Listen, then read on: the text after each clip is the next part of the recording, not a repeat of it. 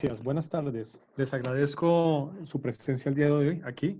Es un placer para mí trabajar con ustedes y velar juntos por su bienestar emocional y el de sus familias.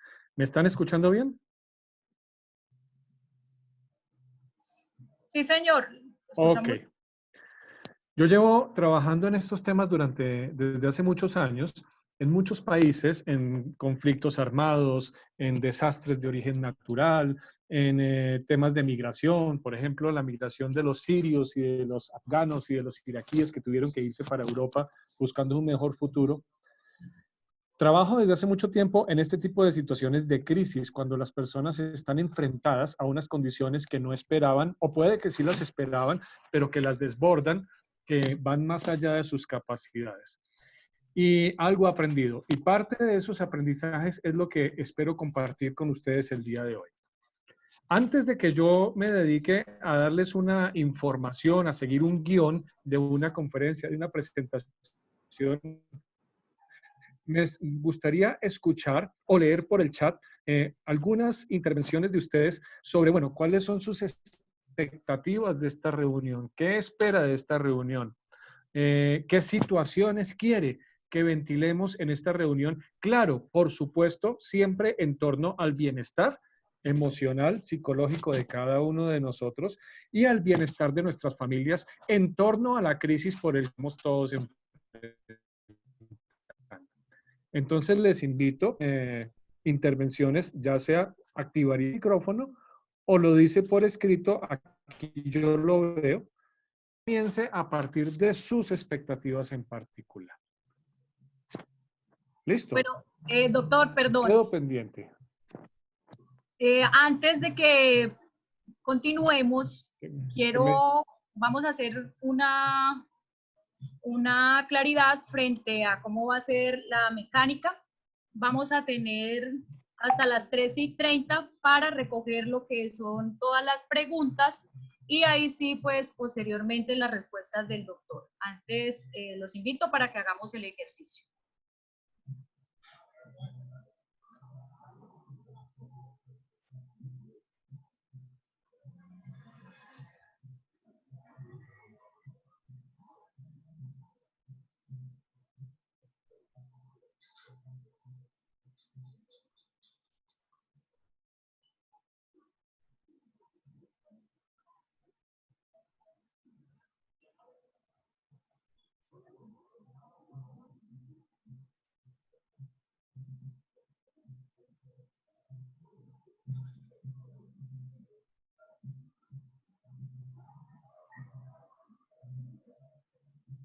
Adelante, doctor. Minutos tenemos siempre contingencias con la tecnología, mientras todos nos acostumbramos a esto. Bueno, voy a compartirles pantalla. Estamos todos enfrentando una situación crítica, ¿no? Todo el mundo, los medios, en la prensa, en las redes sociales, todos hablamos de que estamos en una crisis. Y sí, es cierto, estamos en una crisis sin precedentes en la historia de la humanidad, ni siquiera de Colombia, para todos. Pero quiero que entendamos un poquito mejor qué es una crisis, por qué es una crisis, para que podamos comprender los impactos de esa situación en nuestra tranquilidad, en nuestra estabilidad mental. Hay muchas definiciones de crisis, la que ustedes al frente, que tiene básicamente 4 características. La primera es que es una experiencia extraordinaria, es decir, a la que no estoy acostumbrado, que no me ocurre todo el tiempo. A mí no me abandona mi pareja todos los días. Cuando me abandona mi pareja, eso es una crisis para mí. Yo no pierdo el trabajo todos los días. Cuando pierdo el trabajo, eso es una crisis para mí. Yo no sufro un accidente grave o un gran desastre de origen natural, un terremoto, una inundación, o yo no sufro una pandemia como las que estamos viviendo todos los días.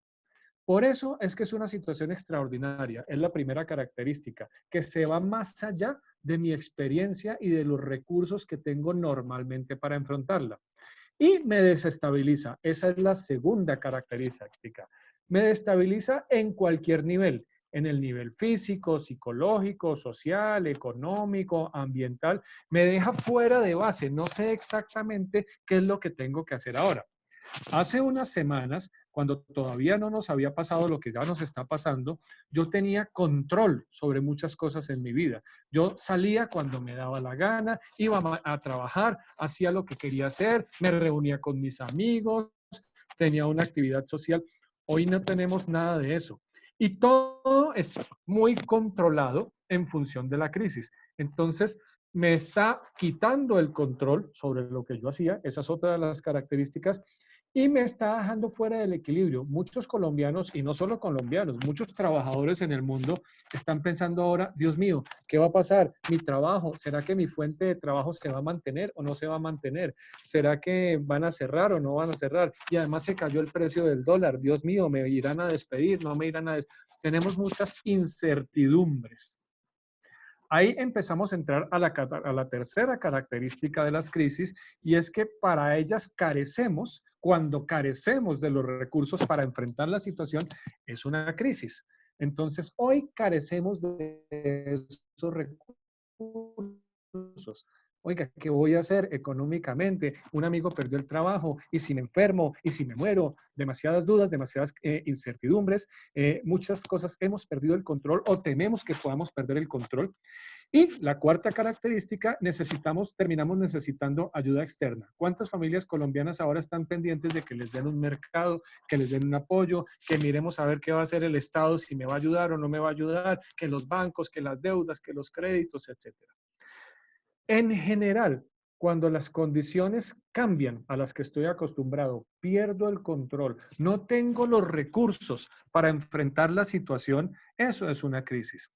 Y esa crisis genera también otras consecuencias. Entonces, lo que decía el presidente hace un momento, de que están aumentando en el mundo también, incluido en Colombia, los índices de violencia familiar.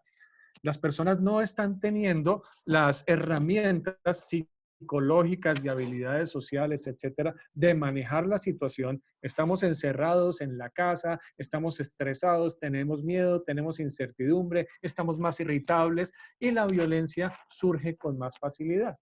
Todo eso lo vamos a ver a lo largo de la charla. Pero por ahora quiero que tengamos claro ese concepto de qué significa estar en crisis. Por ahí alguien ya me alzó la mano. ¿Cuál es la pregunta? El chat. Las preguntas las pueden hacer verbalmente, activando el micrófono o por el chat. Ok. En cualquier momento pueden hacer preguntas, me pueden interrumpir, o si lo quieren de manera más ordenada, al final van escribiendo sus preguntas, después las copian y las pegan en el chat, yo las voy leyendo y las voy respondiendo. Por ahora regreso entonces al concepto inicial de crisis. ¿Usted considera que está pasando por alguna de estas características que tienen al frente? ¿Una experiencia extraordinaria? Claro que pues nadie de nosotros había estado en una situación como estas.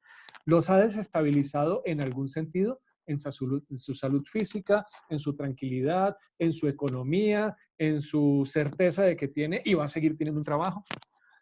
¿Tiene usted o no tiene todos los recursos necesarios para superar esta situación? Puede que para algunas cosas sí. Ah, sí, yo tenía unos ahorros. Ah, sí, yo tengo un plan, pero puede que para otras no. Venga, es que tengo un familiar, mi mamá, etcétera, que vive en otra ciudad y no le puedo ayudar y no sé cómo está. ¿Necesita de ayuda externa en algún momento? Por ejemplo, ahora están ustedes buscando algún tipo de orientación psicológica, lo cual es correcto y es lo que hay que hacer. Así como uno lleva el carro al taller, pues para hacerle mantenimiento, o como cuando uno va al médico para que le hagan mantenimiento al cuerpo, o cuando uno va al odontólogo para que le hagan mantenimiento a los dientes, pues la cabeza también necesita mantenimiento de vez en cuando. Ese es un recurso externo. Entonces, en general, un recurso externo al cual podemos echar mano. Entonces, en general, sí podríamos decir que estamos pasando por una situación crítica. Y esas situaciones críticas y esas pérdidas que ya estamos sufriendo o que tenemos miedo de que vamos a sufrir más adelante, tienden a tener una secuencia, tienden a tener unos ciclos. Y este es el ciclo que la mayoría de las personas tenemos ante las situaciones críticas. Se las voy a explicar una por una. ¿Pasa algo o estamos en riesgo de que pase algo? Y me voy para otro ejemplo común y corriente. Vámonos a un ejemplo de su salud física cotidiana. Yo no los estoy viendo, pero hagan el ejercicio. Arriba la mano, aquellos de ustedes que no fuman. Si usted no fuma, arriba la mano. Mantengan la mano arriba aquellos de ustedes que no fuman y además de no fumar, hacen ejercicio regularmente, como dicen los médicos que hay que hacer, pues para que uno tenga una buena salud. Si usted no fuma y hace ejercicio regularmente, deje la manito arriba. Mantenga la manito arriba si usted hace ejercicio, no fuma y come bien. Come balanceado, come verduritas, frutas, come a las horas que corresponde, come lo necesario y no más allá de eso, etc. Perfecto. Mantenga la mano arriba si usted me cumple con todas las anteriores y además no toma en exceso. Toma de vez en cuando con los amigos, pero no en exceso. Manténgala arriba si usted me cumple con todas las anteriores y además duerme bien las horas que corresponde, no trasnocha mucho. Yo creo que a estas alturas ya no me quedan muchas manos arriba, ¿cierto? Yo creo que en la mayoría de los casos tuvieron que bajar la mano porque no me cumplían con alguna de las condiciones. Bueno, les cuento que todos los que tuvieron que bajar la mano o no la pudieron subir son unos excelentes candidatos a sufrir un infarto agudo del miocardio. Y ustedes lo saben, porque su médico se lo ha dicho, porque usted ha participado en campañas de prevención en salud, porque usted conoce a alguien que no se cuidaba la salud y sufrió un infarto, porque lo ha leído. Usted esto lo sabe, que para que no sufra un infarto, usted tiene que dejar de fumar, tiene que hacer ejercicio, tiene que comer bien, tiene que dormir bien, todos esos cuidados. Pero es cierto que por allá dentro de su cabecita una voz le dice, nah, eso no me puede pasar. Esas cosas tan malas le pasan a los demás. Y si yo le pregunto a usted, bueno, entonces, ¿a quién le puede dar un infarto? Usted me va a responder, hombre, a los gordos. Entonces voy a los gordos y los gordos dicen, no, eso le pasa más a los viejitos. Y voy con los viejitos y los viejitos dicen, no, eso le pasa más es a los marcianos. Eso le pasa más a los demás. Los seres humanos, cuando nos dicen que algo malo me puede pasar, mi primera reacción, como dice en la gráfica, es negarlo. Yo no lo quiero aceptar, qué jartera, porque ¿quién va a querer creer que algo malo me puede pasar a mí? Esa negación es natural, porque cuando no lo negamos, cuando asumimos la responsabilidad, algo tenemos que hacer. Ah, qué jartera, voy a tener que dejar de comer mi fritanguita y las cosas que me gustan, y voy a tener que hacer ejercicio. Ay, es que fumar es tan rico.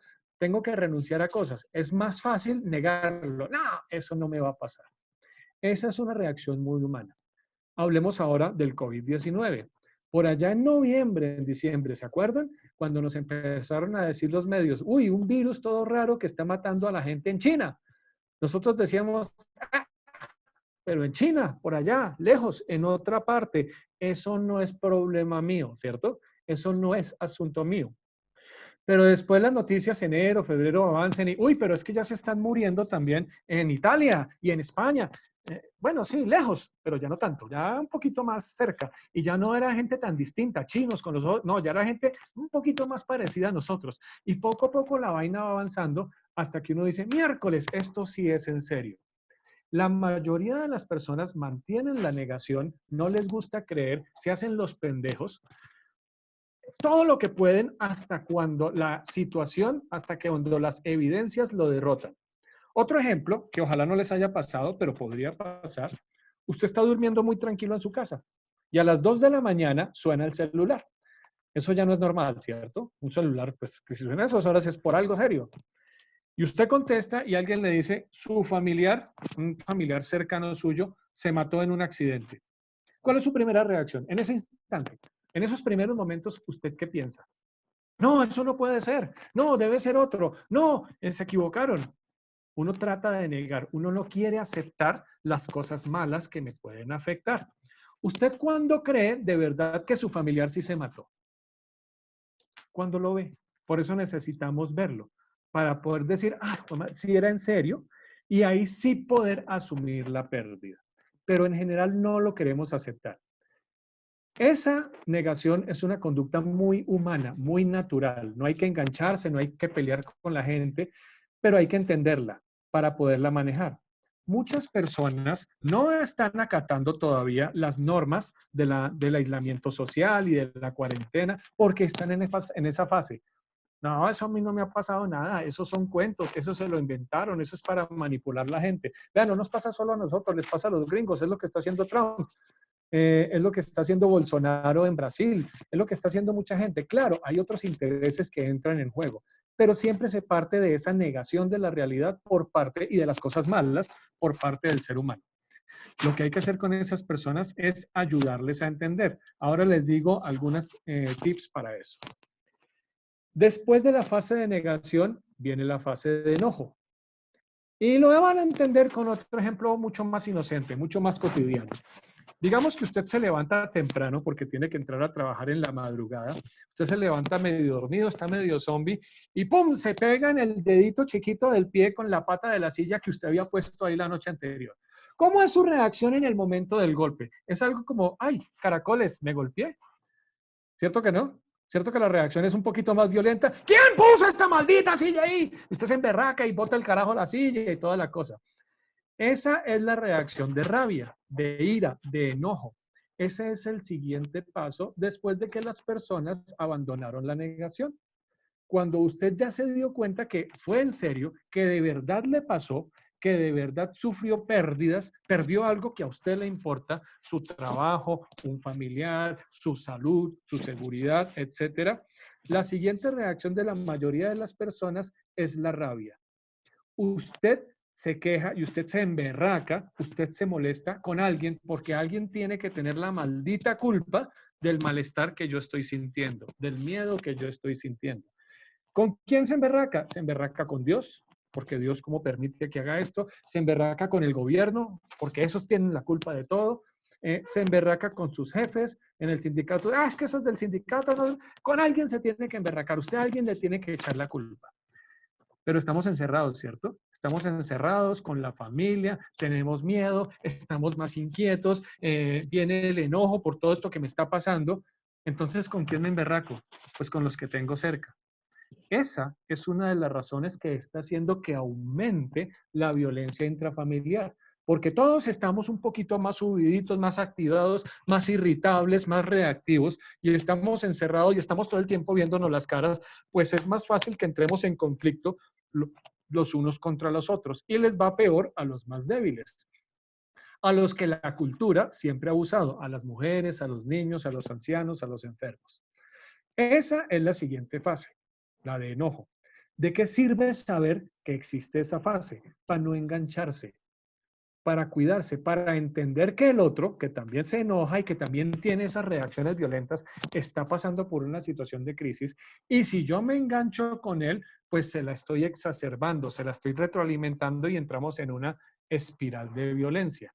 Entonces, es interesante saber que todos estamos un poquito más irritables, un poquito más sensibles. Entonces, como que vamos a necesitar tener un poquito más de tolerancia, paciencia, respirar un poquito más profundo, tenernos un poquito más de calma.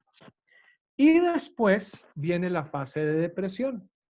En la fase de depresión, yo ya me di cuenta de verdad lo que está pasando. Ya me hago consciente de las pérdidas.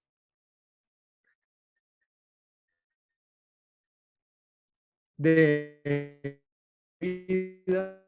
En este momento perdimos nuestra libertad, no podemos hacer lo que queremos, los amigos no los puedo ver sino por las redes sociales, etcétera. En ese momento, ahí sí me duele todo lo que está pasando. Ahí sí siento la gravedad de la pérdida. Los colombianos hay respecto al coronavirus, porque en Colombia todavía no ha pegado tan duro como ya les está pegando a otros países en donde pegó primero. Ustedes ven las noticias, entonces ustedes saben que los italianos, que los españoles, los gringos están teniendo ¿cuántas muertes al día?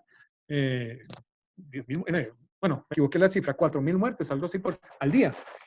Es decir, en ellos el contagio llegó primero, unas semanas antes que nosotros. La enfermedad ha tenido más tiempo para evolucionar, para desarrollarse.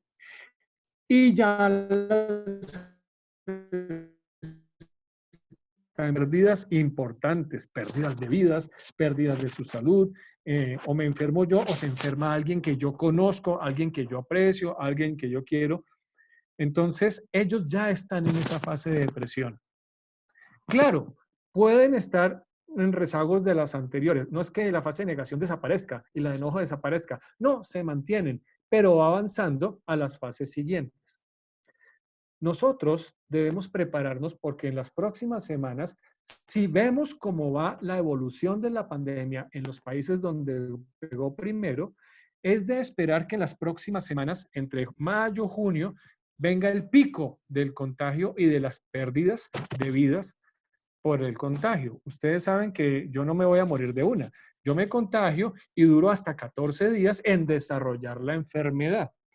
Sabemos que la mayoría de las personas que se vayan a contagiar no van a tener ningún síntoma, no les va a pasar nada, pero van a ser asintomáticos. Es decir, ellos no sufren la enfermedad, pero sí la pueden contagiar a otras personas.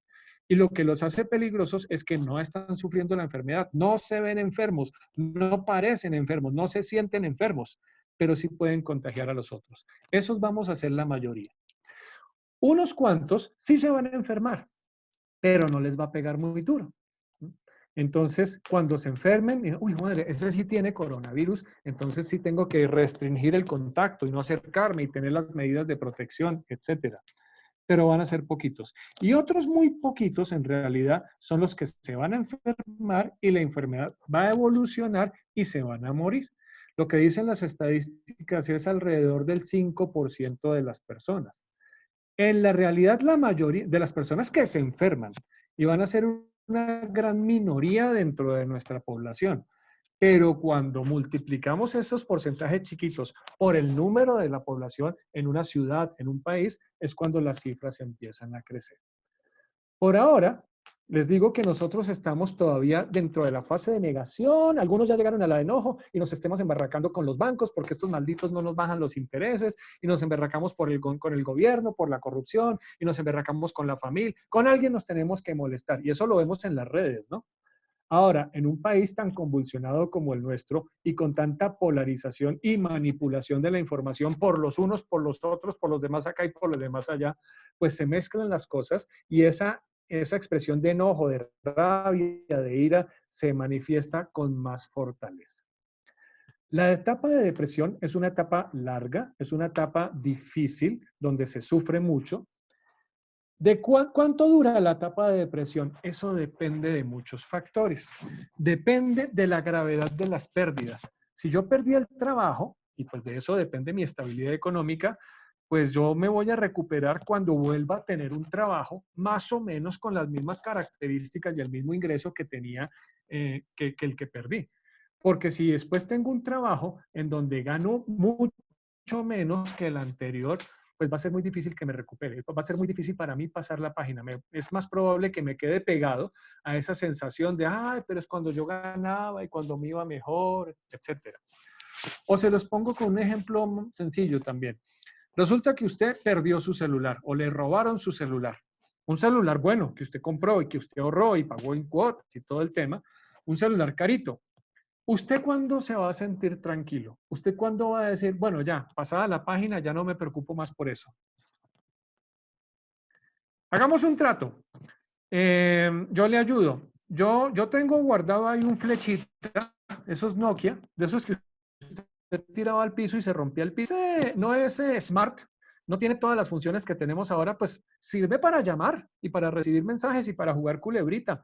Entonces, venga, yo le paso a usted mi flechita, pues porque usted no tiene celular. ¿Usted queda tranquilo? ¿Cierto que no? ¿Usted cuándo queda tranquilo? Cuando vuelve a recuperar su celular o cuando tiene un celular igual que el que perdió. En ese momento usted pasa la página y ya no se preocupa más. Pero mientras que usted no haya recuperado lo que perdió, más o menos con la misma calidad de lo que perdió, es difícil que supere la crisis. Como nosotros no hemos llegado todavía a la fase de la depresión, algunas familias ya han perdido familiares, pero el grueso de los colombianos todavía no. todavía no sabemos cuánto tiempo va a durar. De hecho, nadie en el mundo sabe cuánto pacto. En realidad, nadie sabe cuánto tiempo vamos a estar guardados, nadie sabe cuándo van a volver a funcionar los colegios y cuándo vamos a poder reunirnos. Ya sabemos que en todo el año, lo que queda del año, la actividad social, chao, no va a haber. Y no va a haber conciertos, y no va a haber rumbas, y no va a haber cosas de esas, porque no nos podemos acercar. Empiezo a mirar las levantadas de manos. Dice Óscar Ovidio, desde mi experiencia he notado que esta primera reacción es muy impactante y difícil de dominar.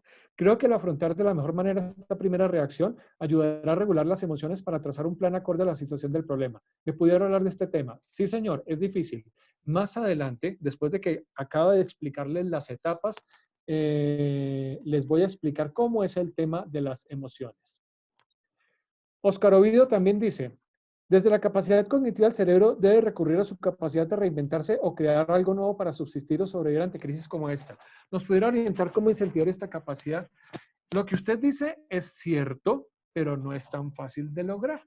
Y más adelante, que voy a hablar del cerebro en particular ante las crisis, lo va a entender. Por ahora continúo con las etapas del duelo. Y les estaba diciendo que la depresión es la más larga, la más difícil y dura dependiendo de la intensidad Doctor del daño. Engels, disculpe, hay dos personas que tienen la mano levantada. No sé si queramos averiguar si tienen alguna pregunta por hacer.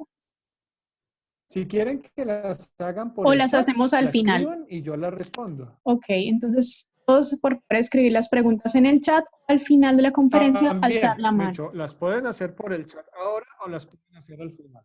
Perfecto. Sí, perfecto. Exacto. Entonces, estábamos hablando de la fase de la crisis para mantener el hilo conductor y que no nos perdamos. Cuando una persona sufre una pérdida importante, por ejemplo, perdí un ser querido, lo que nos dice la psicología y a través del estudio de muchos casos a lo largo de la vida, etcétera, nos dice que cuando tenemos una pérdida importante, ese periodo de recuperación para salir de la depresión y pasar a la fase de aceptación puede durar entre 6 meses, un año. Eso depende de muchos factores. Depende de la personalidad, depende de los recursos propios que tenga la persona afectada, depende de los recursos externos a los que puede recurrir. Es decir, usted se recupera más fácil, más rápido si alguien le ayuda y si alguien le ayuda bien. O usted le toma más tiempo recuperarse si no recibe ningún tipo de ayuda. La fase de aceptación, usted llega poco a poco a ella sin darse mucha cuenta. Usted todavía se siente mal, todavía tiene tristeza, a veces le da rabia, etcétera, pero pues ya se dio cuenta.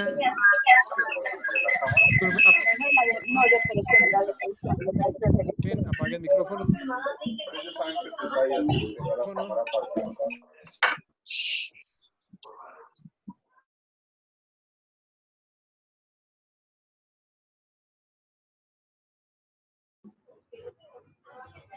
Que no le sirve llorar, que usted no le sirve pelear, que usted no le sirve quejarse, que usted tiene que seguir viviendo, que tiene una familia por la cual ver, que tiene un futuro, que tiene un trabajo, etcétera.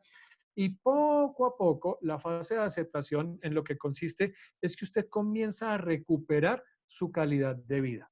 Todavía no con el mismo disfrute que tenía antes, todavía piensa en lo que perdió, pero poco a poco la vida lo obliga a usted a funcionar. La mayoría de las personas pasan por todas estas crisis, pueden pasar por ellas solitas. Y después de un tiempo, más tiempo si la pérdida fue importante, menos tiempo si la pérdida no fue tan importante, después de un tiempo, la mayoría de las personas vuelve a su normalidad, pero algunos no.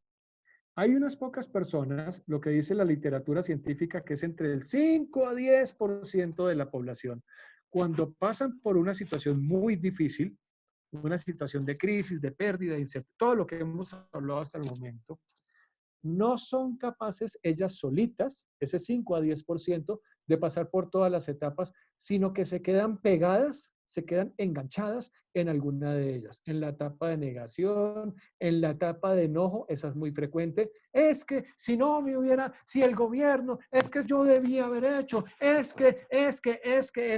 y no puede avanzar de ahí. Esas personas que usted nota que, por ejemplo, el resto de la familia ya siguió su vida, el resto de la comunidad ya siguió su vida y alguien se quedó pegado en la etapa de negación o en la de enojo o en la de depresión, no quiere salir, no quiere ver a nadie, no quiere hacer nada. Esas personas que se quedaron enganchadas significa que no pueden solas y ellas necesitan apoyo profesional.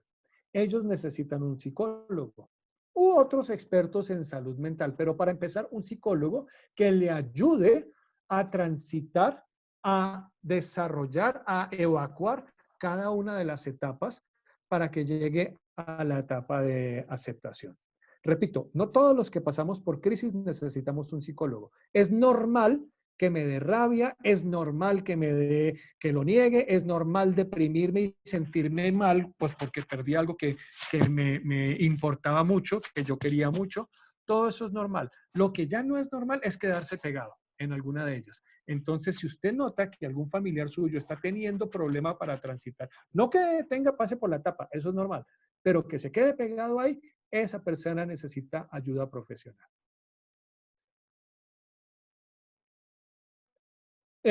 Fanny dice, creo que yo algo que ayuda mucho a estas crisis y al menos a estas etapas es cuando hemos tratado de no tener deudas. Siento que las personas tienen deudas, les da más duro esta situación. Sí, señora, eso se refiere a los recursos que tenemos para enfrentar una situación. Por ejemplo, si usted le roban el carro o le roban la moto, pero la tenía asegurada, pues le duele menos, pues se emberraca y molesta y no va a recuperar el 100% de la pérdida, pero no lo va a perder todo. Y usted va a recuperarse más rápido. Incluso, bueno, listo, compro un carro nuevo y tengo que perder una plata extra, pero su recuperación de esa pérdida va a ser inferior. En cambio, si yo no tenía mi moto o mi carro asegurado y me lo roban, pues lo perdí todo. Entonces va a ser más difícil para mí recuperarme, va a ser más difícil para mí, me va a tomar más tiempo hacer el ciclo hasta la fase de aceptación. Buen ejemplo. Pero ven que hay una fase adicional que se llama la fase del aprendizaje. A esa no llegan todos, a esa llega poquita gente, pero ojalá que logren llegar hasta allá. Consiste en personas que lograron pasar por todas las demás, que sufrieron, que les dolió, que pasaron por todas las etapas, pero después llegaron a un nivel superior que el que tenían antes de la crisis. Y se los explico también con un ejemplo que utilizo siempre, pero que es bastante importante. Yo tengo una amiga, ella se llama Evelyn Gubert, ella es de Bogotá. Evelyn es una mujer que nació en una familia muy acomodada, entonces estrato 18 en Bogotá, muy linda ella, y tenía todas las condiciones para la vida perfecta. Se casó con otro hombre también estrato 18, Evelyn, también el tipo bonito, con plata, la vida perfecta. Y después de un tiempo quisieron tener hijos. Lo intentaron, tuvieron unos problemitas, por fin Evelyn logró quedar embarazada, felices, y en medio del embarazo ella tuvo un aborto espontáneo, perdió su bebé. Eso duele, ¿cierto? Eso ya es una pérdida. Pasó un tiempo, se recuperaron, siguiente. Tiempo después se logró embarazar nuevamente y tuvieron un hijo precioso. Perfecta, la vida perfecta. Entonces esta pareja, plata, viajes, paseos, su hijo, el niño fue creciendo. Cuando el niño tenía 10 años, volvió a quedar embarazada y tuvieron una niña, la parejita. Perfecto. Todo muy bien. Siguieron creciendo. Cuando la niña tenía 10 años, un día ella se despertó, la niña, con un dolor de estómago. Y no sirvió nada y la pastilla, no sé qué, fueron a la mejor clínica de Bogotá en ese momento, la atendieron, la miraron, no, es una pendejada, la mandaron para la casa, tómese un analgésico. Ahí hubo un problema serio de mala práctica médica, le dieron un mal diagnóstico. La niña murió al siguiente día. Imagínense usted cómo se siente, cómo se sentiría si de un día para el otro se murió su hija de 10 años. Fuerte, ¿no? Eso es un impacto duro, eso constituye.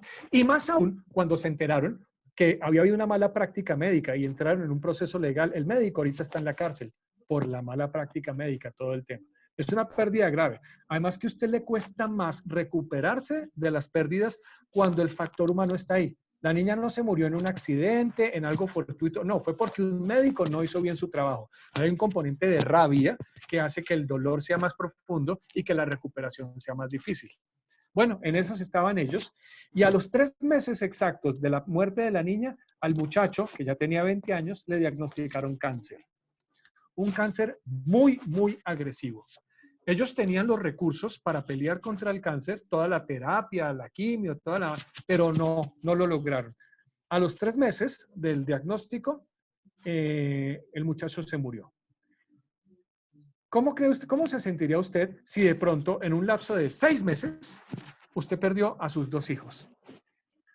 ¿Se imaginan en la magnitud del impacto, del dolor, de la pérdida en la que estaba esta pareja? Y claro, esta situación tan dura también los afectó a ellos como pareja. Entonces también empezaron a pelear, a echarse la culpa al uno, al otro, pasaron por todas las etapas. También descuidaron sus negocios porque se habían centrado en la recuperación de sus hijos y se separaron. En un lapso de muy pocos meses, mi amiga Evelyn lo perdió todo. Perdió su familia, sus 2 hijos, después de haber perdido uno. ¿Se acuerdan del primero? En realidad había perdido 3 hijos, perdió su marido, perdió la plata, perdió la calidad de vida, quedó literalmente en la calle. ¿Cómo creen que se sentía Evelyn? ¿En cuál fase creen que se sumergió? En la fase de depresión. Para ella le fue muy difícil, casi no sale de ahí. Y pensaba en suicidarse y no quería hacer nada, no quería salir, no quería hablar con nadie. Afortunadamente, ella contaba con recursos externos, su familia, sus amigos, gente que se preocupaba por ella y que vieron por ella, la acompañaron. Y ella también tenía unos recursos internos de su propia personalidad, de algún día empezar a mirar, salir adelante. Y poco a poco, le tomó años. ¿Por qué le tomó tanto tiempo? Pues porque las pérdidas fueron muy grandes. Le tomó años transitar la etapa de aceptación, volver a salir, volver a trabajar, empezar desde abajo, comenzar a tener ingresos otra vez, mejorar su calidad de vida.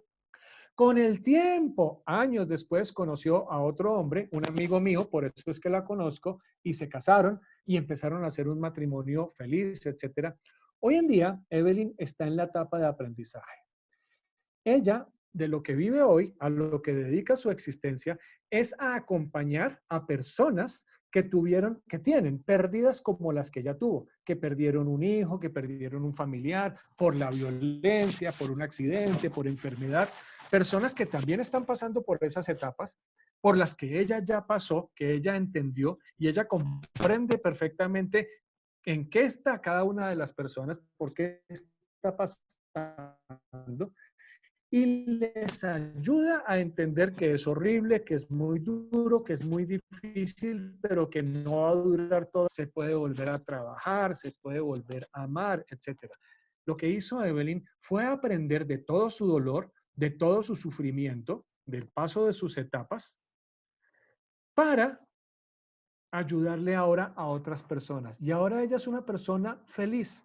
Eso no significa que haya olvidado las enormes pérdidas que tiene. Ella todavía se acuerda y todavía llora por sus hijos, pero su vida ya no es desgraciada. Ella no se quedó pegada en las etapas de negación, de enojo, de depresión. Ella fue capaz de ir más adelante. Es una persona más plena y que incluso es capaz ahora de ayudarle a otros.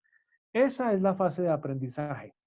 Algo que yo le digo a las personas cuando pasan por situaciones de crisis, y he tenido que acompañar situaciones muy duras, de guerras mucho más fuertes y más agresivas que las nuestras en África, por ejemplo, es que cuando uno sufre esto, uno sufre mucho, es natural. Pero por favor, ojalá no nos quedemos solamente con el sufrimiento. Ojalá que a ese proceso también le saquemos un aprendizaje. Por eso hablamos de las etapas de aprendizaje. Como les decía, todos tenemos la capacidad de hacer este tránsito, pero algunos se quedan. Esos necesitan ayuda. Y si usted busca ayuda, aunque no lo necesite, de un profesional de la salud mental, esa persona le va a ayudar a que usted haga este tránsito con un poquito más de facilidad, con un poquito menos de sufrimiento. Ahora, voy a empezar a explicarles cómo reacciona el cuerpo humano y el cerebro de las personas ante situaciones críticas. Eso les va a permitir entender muchas cosas. Digamos que usted va solo o sola caminando en un lugar peligroso de su ciudad a la 1 de la mañana. No sé qué hace, pero ahí va. Hay que unos tipos grandes, feos, con cuchillos en las manos, se le están acercando. Ya como, ay, vienen dos señores. Hola, buenas. ¿Esa sería su reacción? Claro que no, ¿cierto? ¿Usted qué hace ante ese peligro? O una explosión, o un atentado, un tiroteo, una situación que le amenaza a usted supervivencia. Pega carrera, ¿cierto? Cuando los seres humanos y en general cuando todos los animales y nosotros somos animales, estamos enfrentados a una situación que amenaza mi supervivencia, mi bienestar, mi futuro, tenemos básicamente dos grandes tipos de escapar. La mayoría optamos por la opción de escapar, porque es la opción más segura, porque me está alejando del peligro. Y es la opción más barata, porque yo gasto menos energía escapando que luchando. Pero si no pudiera escapar, me queda la opción de luchar por mi supervivencia, hacer algo, esconderme, pelear, alzar el peso que está atrapando a mi hijo porque lo atropelló un carro, hacer un esfuerzo físico extraordinario para superar la situación. Pero ya sea que usted luche o escape, usted necesita que su organismo esté preparado para ese esfuerzo físico extraordinario. Ya sea que usted luche o usted escape, usted necesita disponer ya de mucho oxígeno y de mucha energía en sus músculos para poder hacer ese esfuerzo físico extraordinario de luchar, escapar, saltar, esconderse, golpear a alguien, alzar un peso, lo que tenga que hacer para superar la situación. Por eso, por lo que usted necesita ya mucho oxígeno y mucha energía en sus músculos, su corazón empieza a latir más rápido, porque usted necesita que fluya más sangre con más oxígeno y con más nutrientes y más energía. Y sus pulmones empiezan a respirar más rápido, entonces usted se le acelera la respiración, eso se llama taquipnea. Y su cuerpo se recalienta porque está a toda máquina, como cuando usted pone un carro a primera, también se recalienta, entonces usted empieza a sudar. Ese es un mecanismo de compensación. Pasan muchas otras cosas en su cuerpo. Sus pupilas se dilatan porque usted necesita que le entre más luz, porque necesita ver mejor dónde está el peligro y para dónde salgo corriendo. Pasan muchas cosas. Por ejemplo, su sistema digestivo en el momento del susto, cuando usted tiene que salir corriendo o luchar, esa energía y ese oxígeno que usted tiene en su sistema digestivo no la necesita en ese instante para sobrevivir, porque la necesita en los músculos. Entonces usted relaja el sistema digestivo. Lo puede relajar tanto que puede relajar esfínteres y se orina o se defeca. No es que usted sea una persona cochina, es una reacción fisiológica ante una situación extrema. ¿Y quién creen que dirige toda esa orquesta? ¿Quién creen que da la orden para que todo eso pase ya? Para que usted pueda escapar o luchar ya. Sí, señoras y señores, el cerebro. Entonces veamos cómo se comporta su cerebro ante las situaciones críticas. Aquí voy a resumir un poco, no voy a entrar mucho en los detalles eminentemente técnicos que me meto cuando estoy trabajando con médicos o con psiquiatras o con neurólogos, etcétera. Acá voy a simplificarlo de una manera muy comprensible para todos. Nuestro cerebro es una máquina maravillosa, ¿no? Ahí está toda nuestra inteligencia, nuestra memoria, nuestros recuerdos, etcétera. Pero tiene varias estructuras. La estructura que nos hace inteligentes a los seres humanos, que nos diferencia de otras especies, que nos hace racionales, que nos permite hacer productos como la ciencia, como las artes, las matemáticas, etcétera, son los lóbulos frontales de la corteza cerebral. Los tenemos aquí, al lado y lado. Los lóbulos frontales son los responsables de nuestro cerebro para producir los pensamientos de orden superior, los pensamientos de orden racional, los pensamientos que demuestran nuestra inteligencia. Si yo le digo a usted, venga, dígame cuáles son los procesos que usted tiene que realizar en su trabajo, esa información usted la tiene distribuida en las distintas regiones, en los distintos lóbulos de su corteza cerebral y en otras regiones internas del cerebro. Pero Quien recoge la información de las distintas regiones y la ordenante coordinado son los lóbulos frontales. Si yo les pregunto a ustedes, dígame ya las capitales de Asia.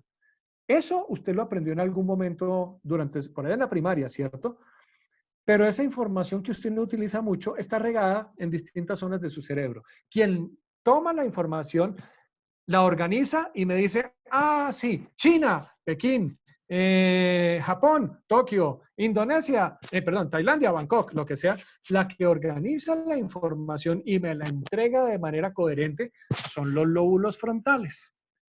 Y así funcionamos la mayor parte del tiempo, excepto en las situaciones críticas. En las situaciones de presión, cuando estoy con miedo, cuando estoy amenazado, cuando estoy emberracado, etcétera, estos lóbulos frontales tan inteligentes que normalmente me sacaban de problemas y respondían las cosas, puestos bajo presión, cuando están asustados, ya no funcionan tan bien.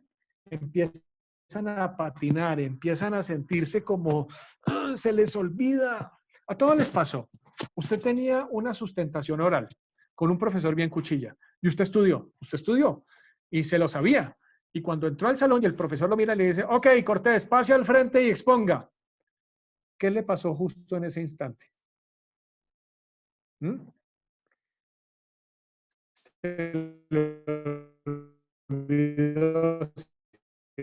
Salió del salón y ya no estaba bajo presión, ahí sí se acordó. ¿Qué pasó? Que cuando ya no está bajo presión, sus lóbulos frontales funcionan mejor. Ellos son buenos, tranquilos, pero si usted los presiona, se les olvida la cosa y se les olvidan las reacciones racionales. Pero si usted está frente al incendio, Ecopetrol, ustedes manejan riesgos muy importantes, usted está ante la amenaza de explosión o de atentado, y si usted se bloquea, si usted no hace nada, pues se lo comió el tigre. Entonces su cerebro tiene un mecanismo de emergencia para sacarlo del problema.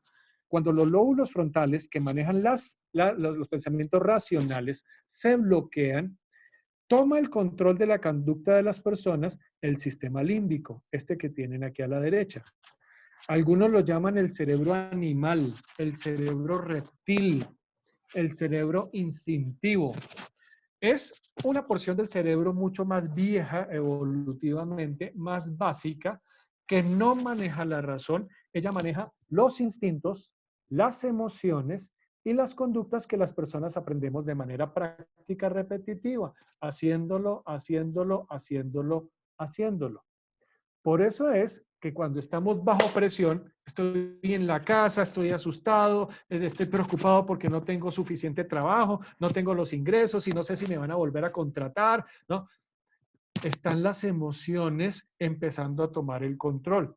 Y mi hijo está cansón y mi esposa me dice que tengo que lavar la loza y sacar la basura, ¿no? Cuando estoy bajo presión, acuérdense, las personas se les bloquea muy fácilmente la racionalidad y responden con instintos y emociones. ¡No me joda! Uy, casi tumbo la lámpara. Y empiezan a pelear y a gritar. De ahí salen muchos de los actos violentos. Esto no lo justifica, pero sí nos ayuda a entenderlo.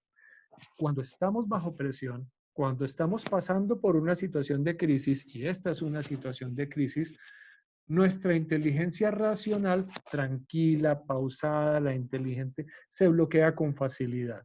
Y surgen con mayor facilidad también las conductas instintivas. He dicho antes a otra persona, disculpa, Oscar Ovidio. Aquí. ¿La ven aquí? No son las amígdalas que tenemos en la garganta, esas son otras amígdalas, no sé por qué les dio por llamarlas igual. La amígdala está casi en el centro geográfico de la cabeza y es la estructura que maneja eso, los instintos, la respuesta de pánico, las emociones. Cuando las personas estamos bajo presión, les decía que tendemos a reaccionar de manera instintiva y emocional, a menos que tengamos el entrenamiento para inhibir esos instintos y esas emociones y para reaccionar de manera correcta.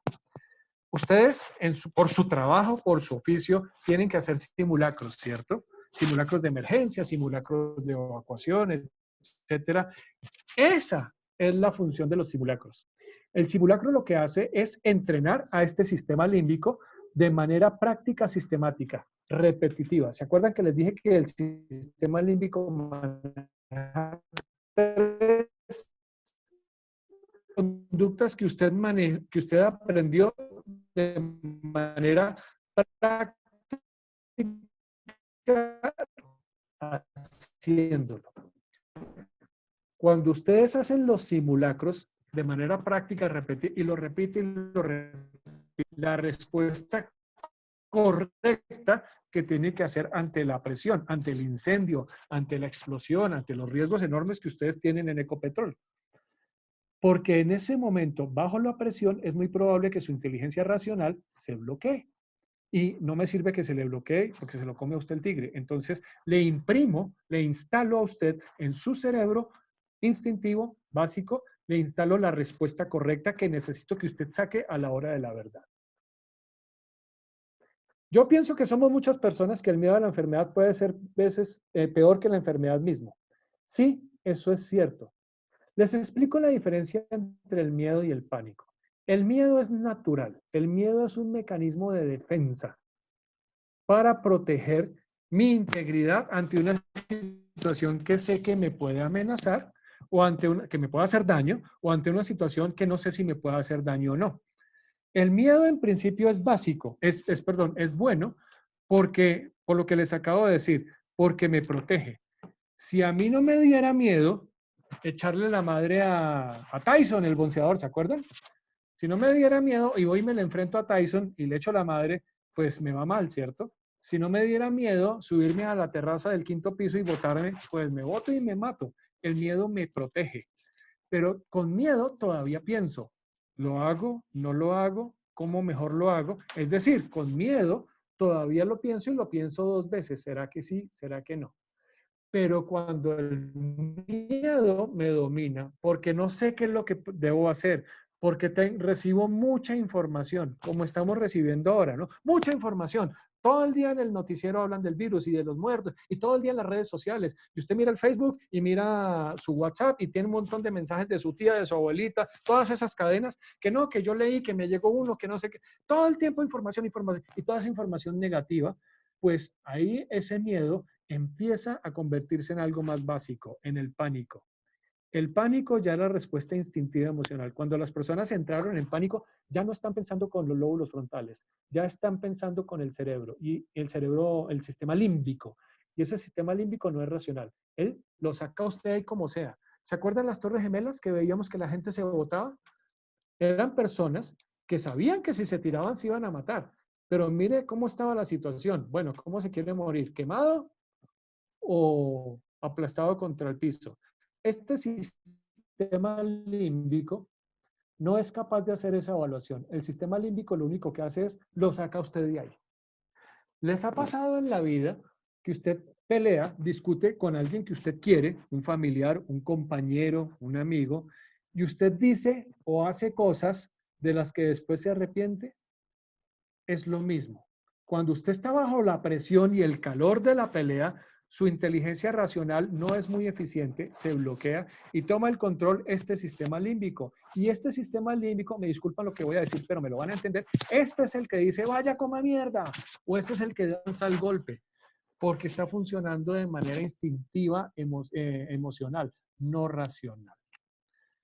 Esto explica la situación, pero no la justifica, porque este sistema límbico también se puede entrenar para que aprenda a reaccionar de manera correcta, solo que no aprende de las formas convencionales. Este sistema límbico no entiende, no tiene la capacidad de entender el libro, la conferencia, el video, por la vía repetitiva, haciéndolo, como los simulacros, o aprende a través de las emociones. Hay muchas metodologías del manejo de emociones bajo control para que no la embarre. El tiempo se nos empieza a agotar, entonces voy a avanzar en algunos detalles. Bueno, ¿Qué hacemos? Hay tantas cosas que hay que revisar, que podemos hacer al respecto. Nosotros les entregamos a ustedes, y si no, de todas maneras, les copio el enlace para que lo observen. Se los estoy copiando en este momento en su chat. Una guía, ahí lo tienen. Pasemos la crisis se llama. Es una guía que les da un paso a paso de qué puede usted hacer para proteger la salud mental suya, la estabilidad suya alrededor de la situación crítica y la de su familia también. Me voy a detener en algunos elementos de esta guía que es importante. Hablemos del manejo de la información. Me meto a la guía y les hablo del tema. Les comparto la pantalla.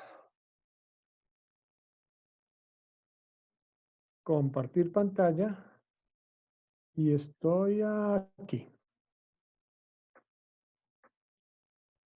Ya la deben estar viendo.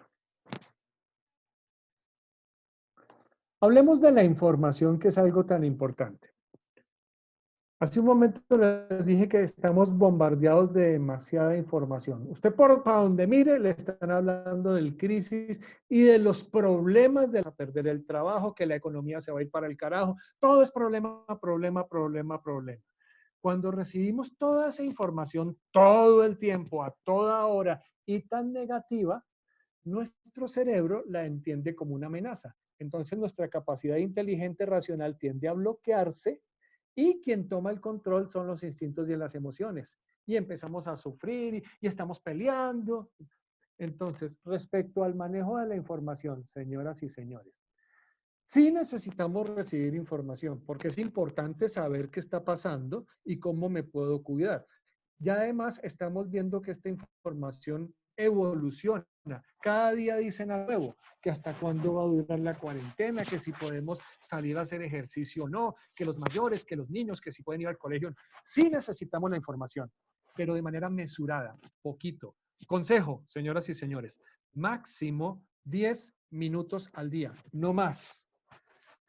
Con 10 minutos usted ya tiene para saber qué hay de nuevo sobre este tema y qué tiene que hacer.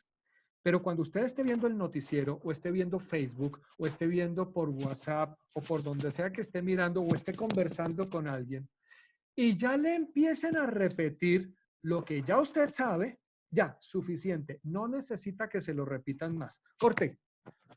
Póngase a ver otras cosas por internet, métase a ver una película, váyase a hacer ejercicio, hable de otra cosa. No se quede en la repetidera de la repetidera de la repetidera. Esa repetidera le hace a usted daño. Esa repetidera le ayuda a bloquear su inteligencia racional y empieza a activarle más las emociones y usted empieza a dar vueltas. Y sí, ¿y qué va a pasar? Y nos vamos a morir. Y se emberraca y se molesta y se agita y usted no sabe nada porque está instintivo emocional. 10 minutos y cuando le están repitiendo a usted lo que ya sabía, no lo repita. No lo repita, simplemente pase de ahí. Además, usted también tiene responsabilidades para dar información. Nosotros también damos demasiada información y mucha gente información que no es la más conveniente. A todos nos llega cada rato por las redes, en el celular. No, que mire, que mi tía tiene un amigo médico que dice que no sé qué tal. Y uno replica y replica y replica sin mirar. Señoras y señores, les cuento que más del 90% de la información que llega por las redes sociales es equivocada, no es imprecisa, es manipulada. Hay personas que tienen intereses, ya sea en cualquier sentido. Unos quieren que entremos en pánico, otros quieren que vayamos a trabajar sin cuidarnos. Todos tenemos intereses y todos decimos muchas cosas por las redes. Entonces les voy a compartir este video muy breve que les dice qué hacer usted, qué responsabilidad tiene usted para compartir o no compartir esa información. Se los comparto. Ah, está ahí, se lo voy a compartir.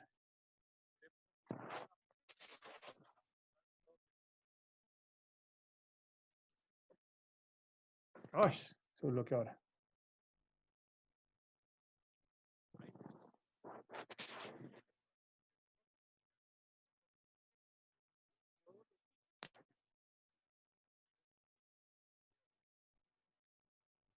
que tenía que poner feo el internet.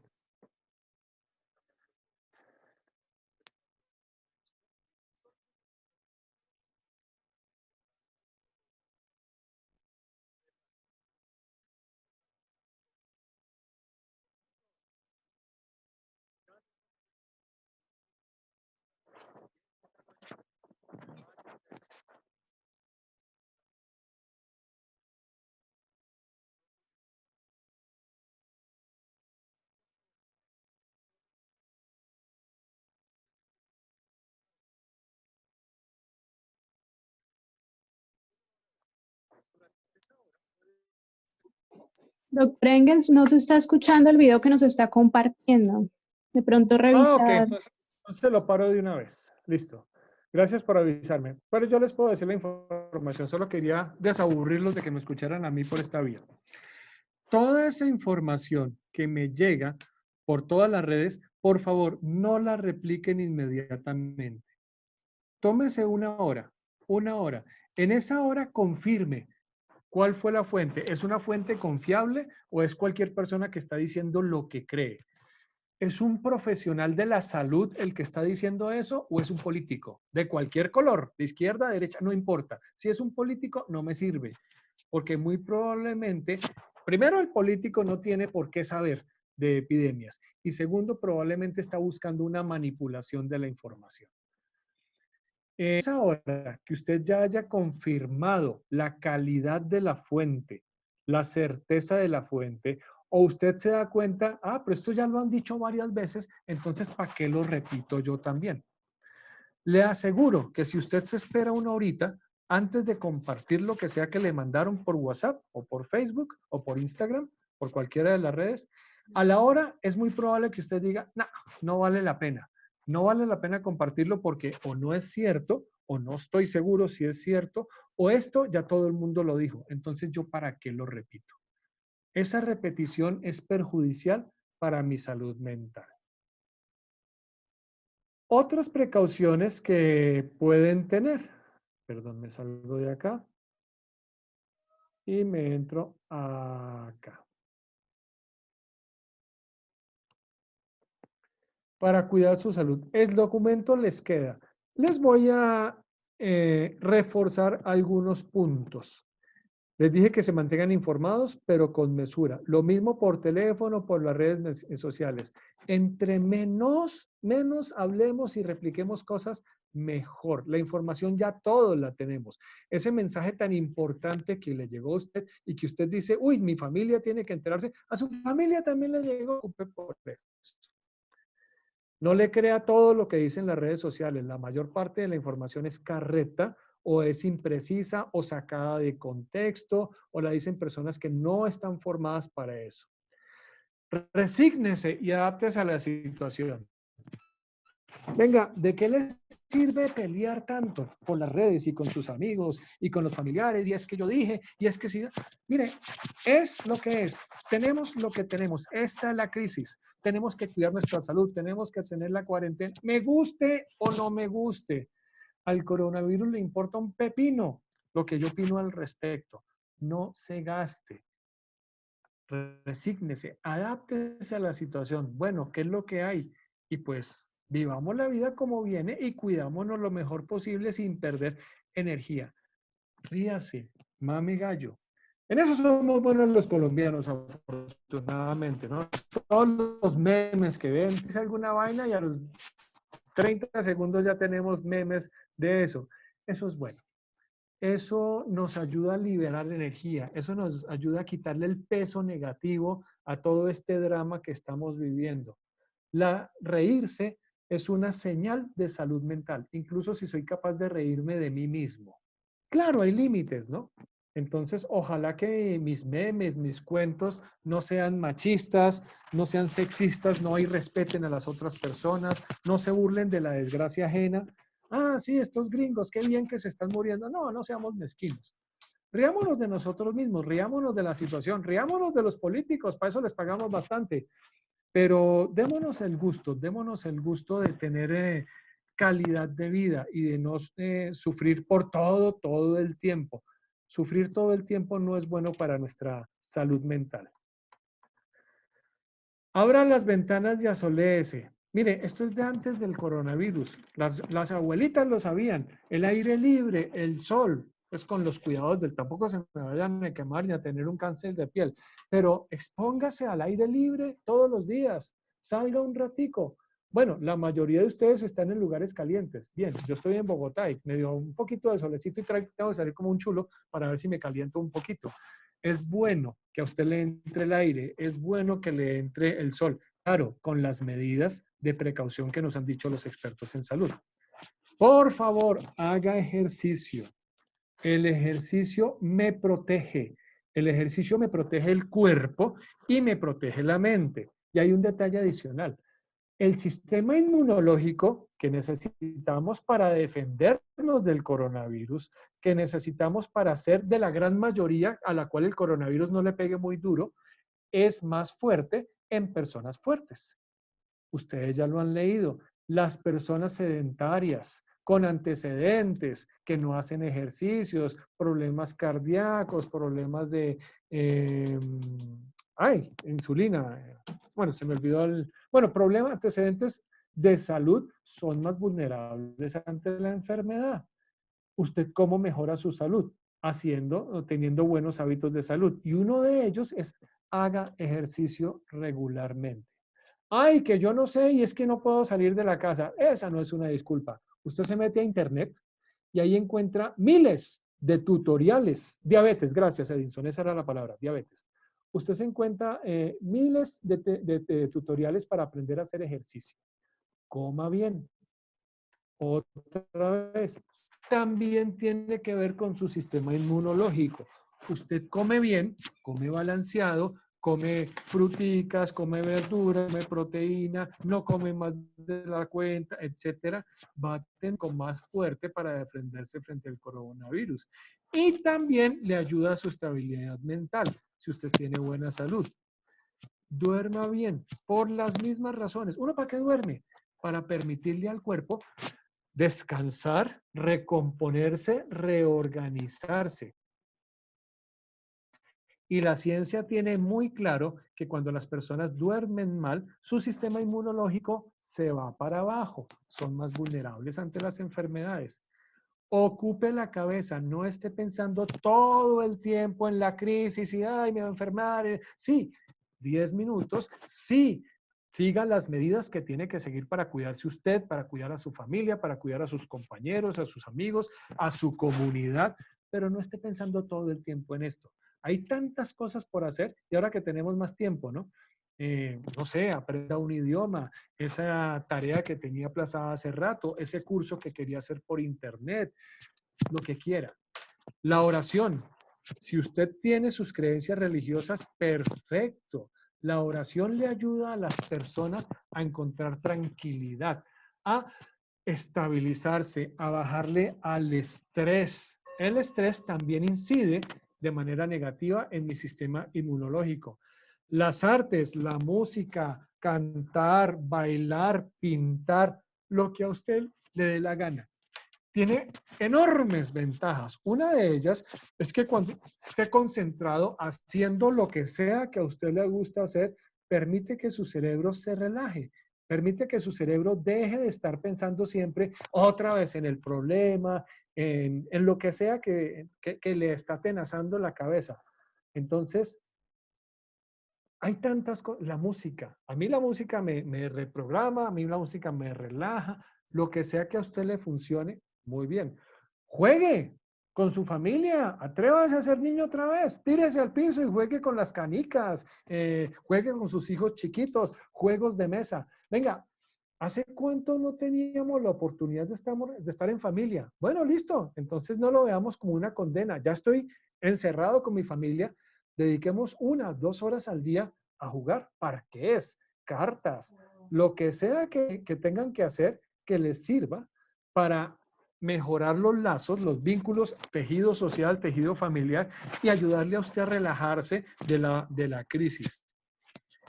¿Qué tal sacar, como les decía, ese curso, ese idioma, ese certificado que le sirve más adelante para su trabajo? Todo está por internet ahora y más ahora por la crisis. Muchas cosas que antes decían, no, solo puede ser presencial. No, ya todo está por internet. Aproveche el tiempo. Sáquele provecho a la crisis. ¿Se acuerdan? De eso se trataba la etapa de aprendizaje. Salir de esto mejor que como estaba antes. Siga trabajando. Si usted tiene la dicha, la fortuna, que no tiene la mayoría de la gente hoy de tener un trabajo estable, pues acomódese y haga lo que tenga. Trabajo remoto, ahora tiene que trabajar por internet. Muy bien, pues hágale. Disciplina. Entonces, unas horitas al día, siéntese y haga lo que tiene que hacer. Retome el contacto con la naturaleza, que tanto lo hemos perdido, ¿no? Haga jardinería. No se imagina lo que le ayuda a las personas en su fortaleza mental, en su tranquilidad y en su salud, también física, actividades como la jardinería.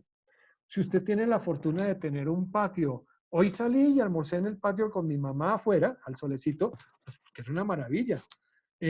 La naturaleza también me protege, la naturaleza también me cuida. Y si yo la cuido, si me da por alimentar pájaros, después voy a tener pájaros cantando por ahí cerca. Y eso me sirve a mi cuerpo y a mi alma. Sí, no estar pensando en el problema todo el tiempo. ¿Tiene mascotas? Bueno, consiéntalas, sáquelas a pasear. Claro, siguiendo las medidas de protección de la distancia social, salga con tapabocas, límpielas, después límpiele las patas con agua, con jabón a la entrada, igual que usted se quita los zapatos. Pues si usted tiene un perro, el perro le da a usted, por ejemplo, la ventaja de que tiene que salir a hacer ejercicio. Entonces usted también hace ejercicio. Usted cambia de aire, ve personas,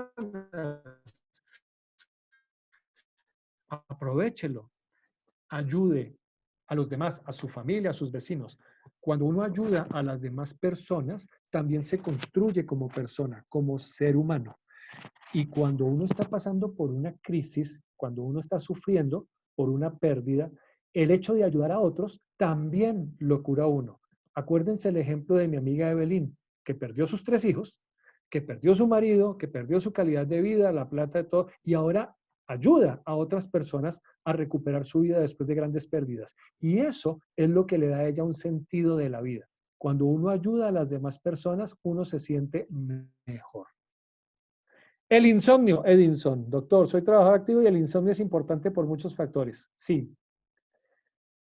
No es el único, a mí también me está pasando, a mucha gente le está pasando, y es que por un lado tenemos ahora unos ritmos distintos, ¿no? Antes nos levantábamos temprano y íbamos a trabajar, etcétera. Aquellos de ustedes que viven en ciudades pequeñas se pueden dar el lujo de ir a la casa y almuerzan y se echan la siesta, no todo el mundo, pero a la mayoría nos cambiaron esos ritmos, por un lado, y entonces por la noche estamos medio desubicados. Por otro lado, sí, está el estrés y las preocupaciones, y uno rondando, y después uno ve el noticiero a las 9 y esto está terrible y ya hay tantos muertos y el cerebro empieza a patinar. No vean noticias de noche, no vean cosas feas de noche, no coman mucho de noche.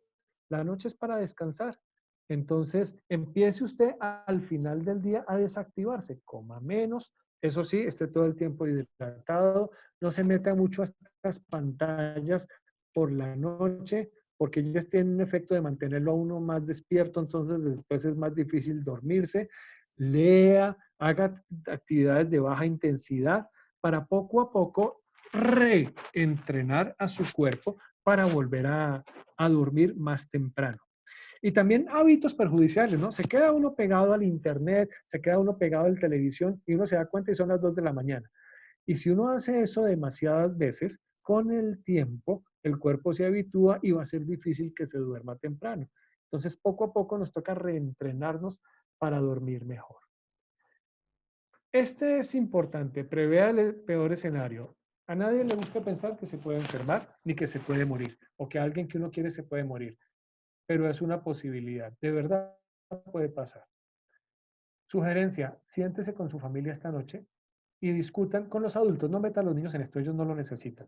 Con los adultos discutan, bueno, y si me enfermo yo, o si se enferma usted, si me muero yo, si se enferma usted, ¿qué vamos a hacer? Cuando las personas prevén esos escenarios, bueno, si se enferma usted, entonces, ¿cómo lo vamos a cuidar? ¿Cómo vamos a cuidar a los demás si el enfermo es usted? Si se muere, bueno, ¿cómo quedaron las escrituras de la casa y tal? No le deje problemas a la gente.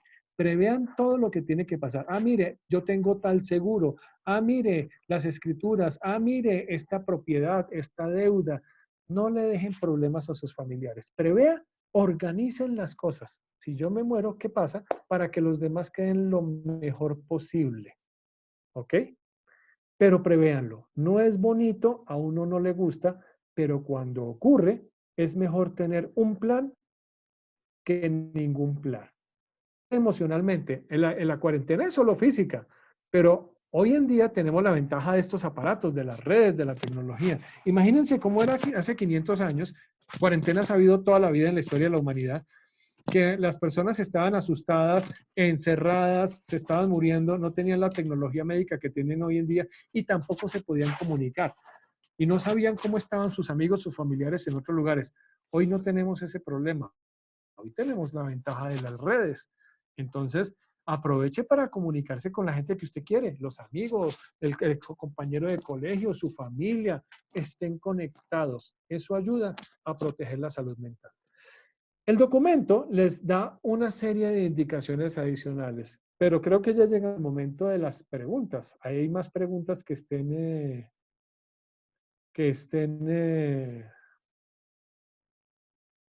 el insomnio. ¿Convencido de que esta salimos con la bendición de Cristo Jesús, Rey de Reyes? Sí, pero ayúdese. Confía en Dios, pero cierre la puerta. Confía en Dios, pero póngase el tapabocas. Confía en Dios, pero lávese las manos.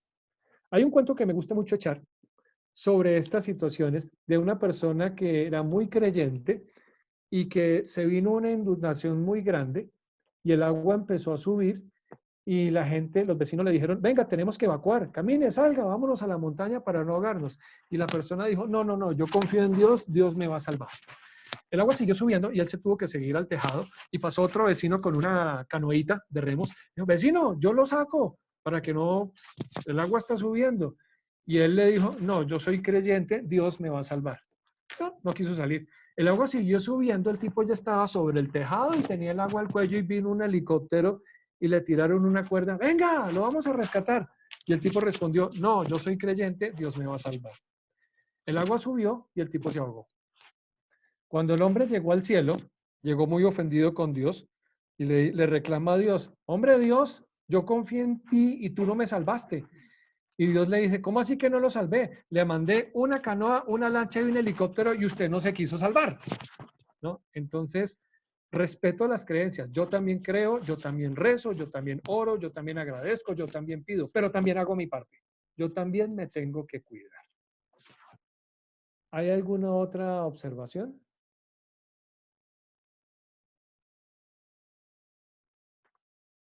¿Algún otro comentario? ¿Algo que no haya quedado claro? Lina, tu micrófono. Enciende el micrófono, Lina, para poderte escuchar.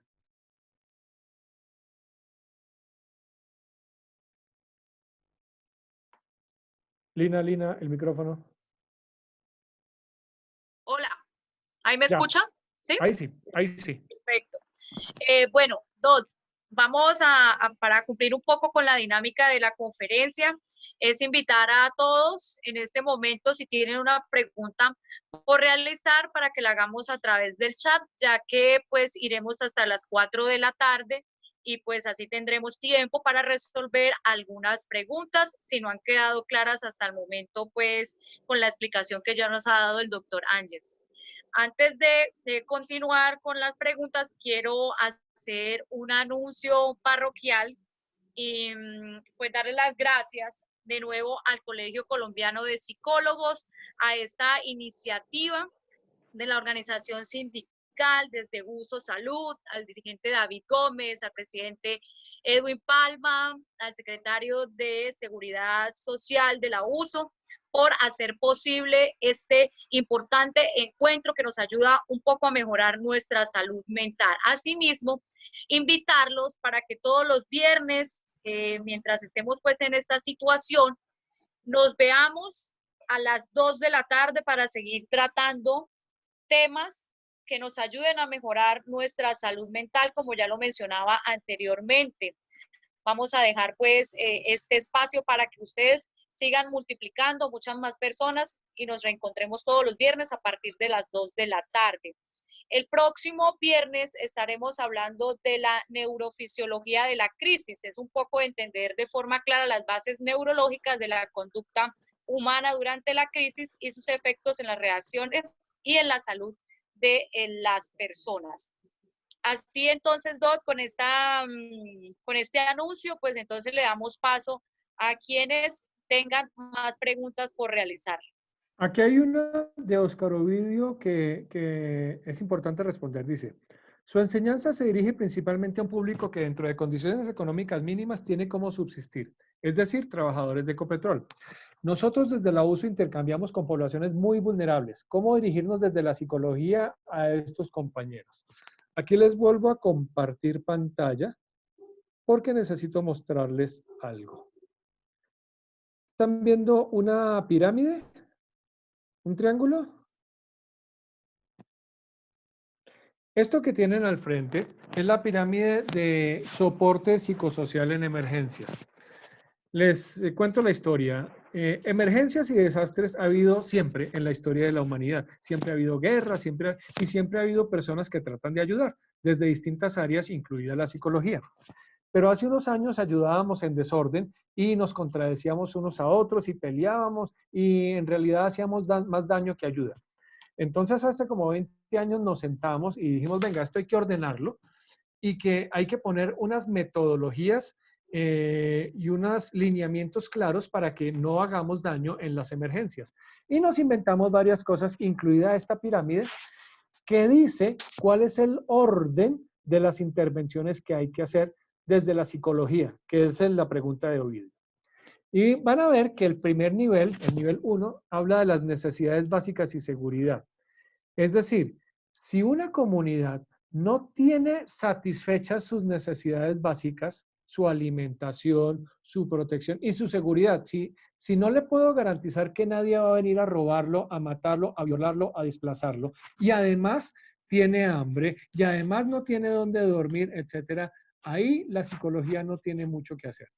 Si yo llego como psicólogo a decirles todo lo que les estoy diciendo, ustedes me van a sacar a pedradas, porque ustedes tienen unas necesidades básicas que son prioritarias. Entonces, queremos ayudar desde la psicología a estas comunidades. El primer nivel de necesidades a cubrir es este. El nivel 1 de necesidades básicas y de seguridad. Claro, ellos no son empleados de Ecopetrol, Ecopetrol no tiene por qué ver por ellos. Entonces nos toca recurrir a las demás redes de apoyo social que tengamos a nivel del Estado, a nivel de las iglesias, de fundaciones, de asociaciones, etcétera. ¿Se acuerdan que hace un momento les decía que cuando uno ayuda, también se ayuda a sí mismo? Esto tiene que ver con eso. Entonces, sí, estas personas no tienen, estas comunidades muy deprimidas no tienen sus necesidades básicas satisfechas y mientras eso no ocurra, es muy difícil escalar en la satisfacción de necesidades de orden superior. Pero estoy seguro que ustedes, desde el sindicato, desde la empresa, desde sus comunidades, desde sus iglesias, desde su tejido social en general, tienen muchas alternativas de ayuda a los que están en peor condición.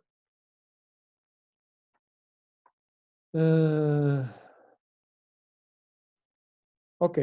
Miguel, saludo fraterno. Compañero, favor su concepto en confinamiento dentro de planta, trabajadores durante varios días, ausentándose de sus familias en medio de esta crisis.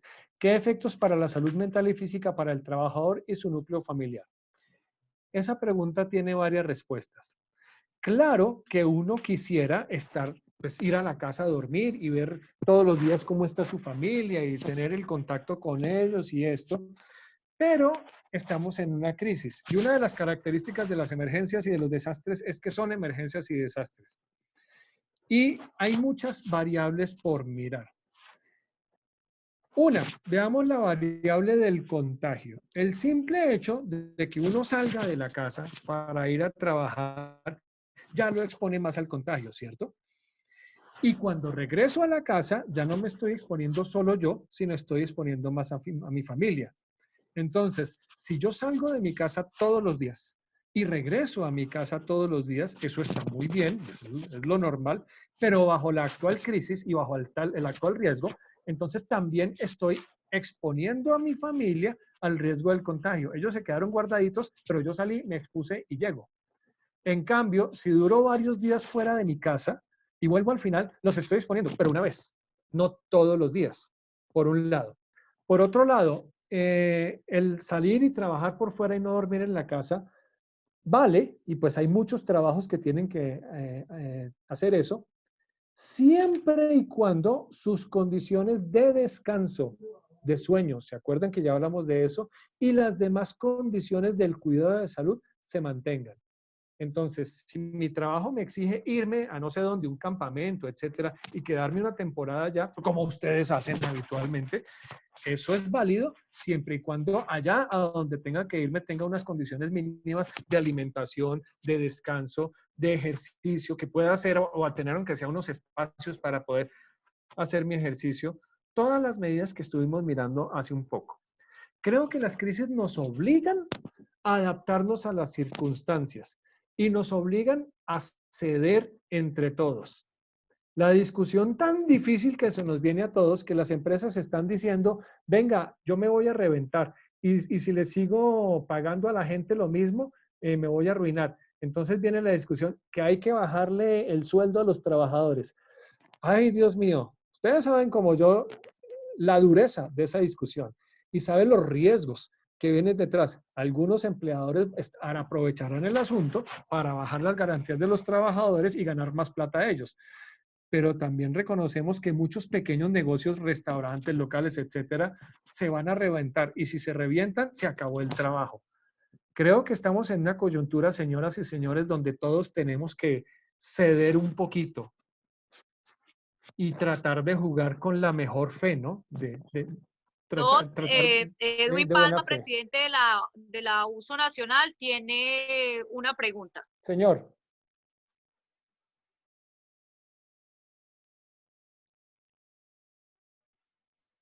Adelante, Edwin.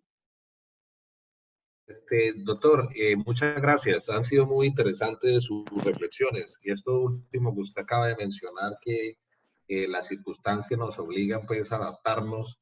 Quiero hacerle una pregunta para escuchar desde su visión. Cada quien Lo pues perdimos. construye su propia opinión y creo que sí. porque ¿me escuchan? Perdón, ¿me escuchan? Sí, sí, sí. Es que No, lo perdimos. Se oye intermitente.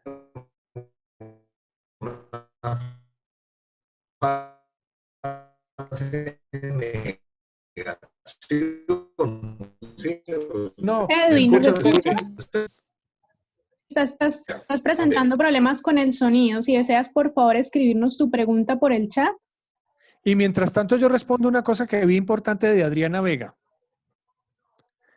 Dice, muy buenas tardes, doctor. Somos 3 adultos mellizos, 4 años. Me desvelé a la madrugada muy preocupada por todos aquí. Mi esposo ha estado con mucha tos seca. Ojo, ojo, ese ya es terreno médico, estrictamente médico. Entonces, todos ya sabemos cuáles son las señales que da la enfermedad y que tenemos que tener cuidado. Si usted tiene la mínima sospecha de que usted o alguien de su entorno familiar o laboral también se ha contagiado de la enfermedad, lo que tiene que hacer es seguir las rutas de atención institucional. Todos tenemos una EPS, un servicio de salud que estamos pagando. Entonces, esa EPS ya le informó, o usted puede informarse con ellas cuáles son las rutas para reportar estos casos. Todos tenemos unas secretarías de salud en nuestros municipios y ellos también tienen unas rutas. Entonces, como psicólogo, no puedo resolver el tema de la tos de la persona que está tosiendo. Ese es un tema estrictamente médico que tiene que ser consultado pronto. ¿Ok? Listo.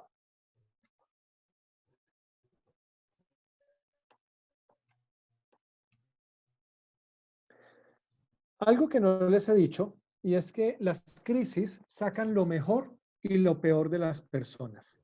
Así como ustedes ven que hay personas que se están aprovechando y suben los precios y se aumenta la corrupción, ese tipo de cosas, también ven que hay personas que ayudan lo mejor que pueden y reúnen mercados y ayudan al más, al que está en necesidad, etcétera. Las crisis muestran al resto del mundo cuáles son mis características morales. Si yo soy una persona que me rijo por valores, ayudar, solidaridad, etcétera, eso es lo que muestro. Si soy una persona que se rige por antivalores, oportunismo, corrupción, etcétera, eso es lo que muestro. Eso es lo que vemos. Las crisis, como les digo, nos muestran sin máscaras, tal como somos.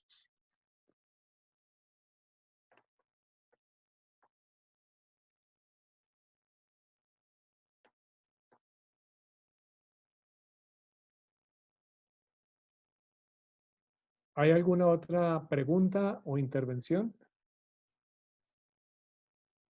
Yo reviso si me quedó alguna pregunta sin responder.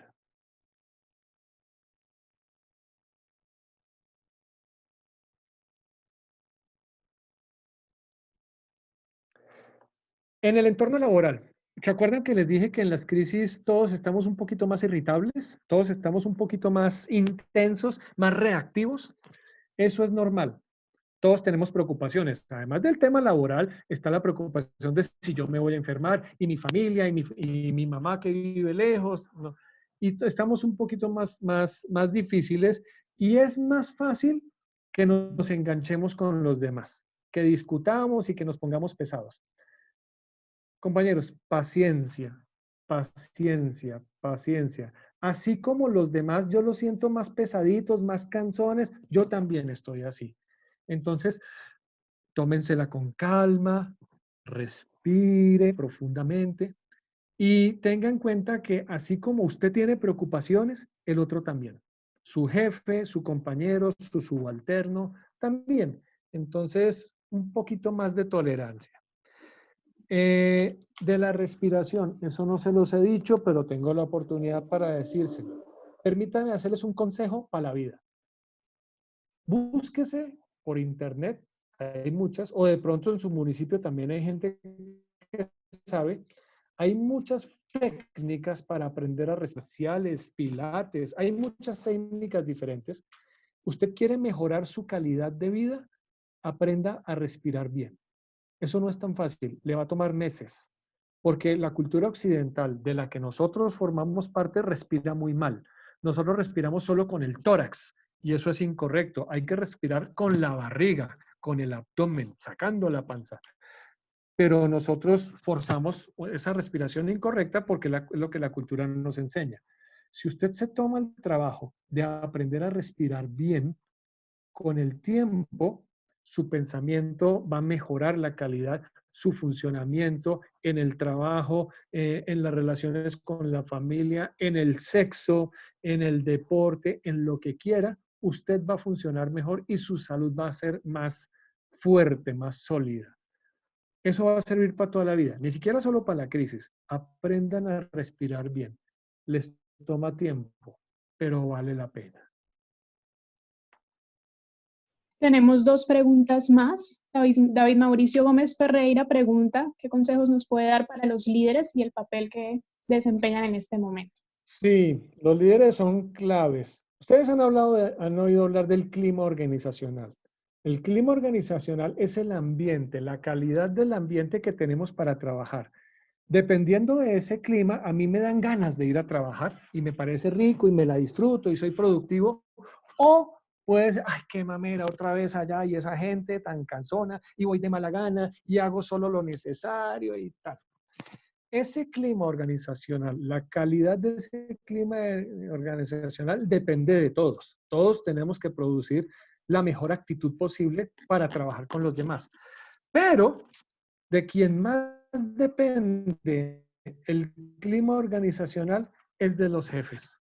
Si yo soy líder de un equipo y llego haciendo mala cara, trato mal a la gente, grito, insulto, no respeto a las personas, de ahí para abajo, ese pésimo clima organizacional que yo como líder estoy motivando se va a reproducir.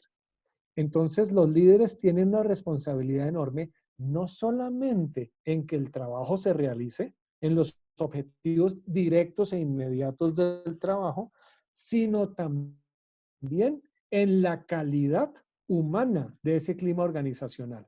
Si es un líder que respeta a las personas, que escucha la opinión de las demás, que hace lo posible para que el ambiente sea lo más grato posible, ese equipo funciona mejor. No se trata tampoco de irse al extremo del líder que es en exceso buena gente y permite que todo el mundo haga lo que le dé la gana y la gente no cumple, porque ahí también la calidad del clima organizacional se va para el piso.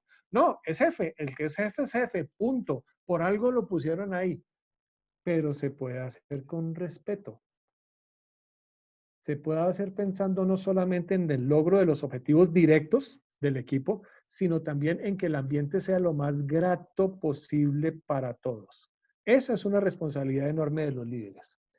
Y la siguiente pregunta de David Maguil Tolosa. Los niños que tienen problemas psiquiátricos y que están desescolarizados por pandemia, ¿qué hacer? Déjenme hablar primero de los niños en general y después hablamos de los temas psiquiátricos. Primero hablando de los niños en general. Para ellos también es una crisis, solo que ellos la manejan de forma distinta. Ellos que están entendiendo que no hay clases y que mis papás están medio preocupados y que no me dejan salir y jugar y hacer las cosas ellos también tienen una afectación. En los grandes desastres, en los terremotos, en los huracanes, en las guerras, etcétera, algo que tratamos de hacer, porque es muy importante, es recuperar lo más rápido que podamos las escuelas.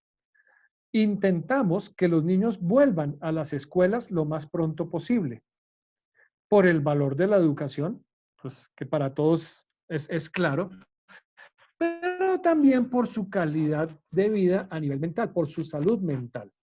Les explico. La escuela les sirve a los niños no solamente para aprender matemáticas, español, geografía, etcétera, sino también la escuela les da a los niños un sentido de rutina y de identidad. Eso se rompe con las crisis, como está pasando ahora.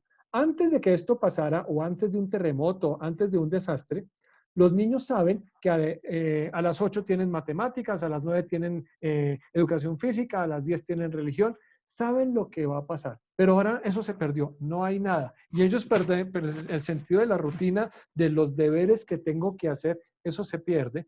Perdieron la relación directa con sus compañeritos, perdieron la actividad física, están guardados en la casa, no pueden miquear como un niño tiene que miquear y treparse a los árboles y ensuciarse y comer mocos, todo lo que un niño tiene que hacer para ser feliz. No lo pueden hacer. Entonces eso también los afecta. Por eso sí es importante recuperarles a los niños una rutina. Sí, no están yendo a clase, pero no es para que se levanten a las 11. Que se levanten, pues no tan temprano tampoco, pero que se levanten a una misma hora, que tiendan la cama, que sigan sus hábitos de cuidado personal, que se bañen, que se vistan en pijama todo el día, no, que se organicen y que tengan un horario establecido para hacer las tareas. Algunos se las están mandando por internet, ¿no? Lo que tengan que hacer. Y si no les están mandando trabajo desde el colegio, usted búsquele trabajo.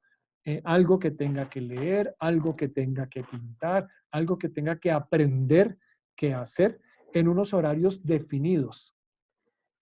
Como también debe tener unos horarios definidos de ocio, de jugar, de ver televisión, de tener el derecho de ser niño, de hacer lo que le dé la gana. Eso también es importante.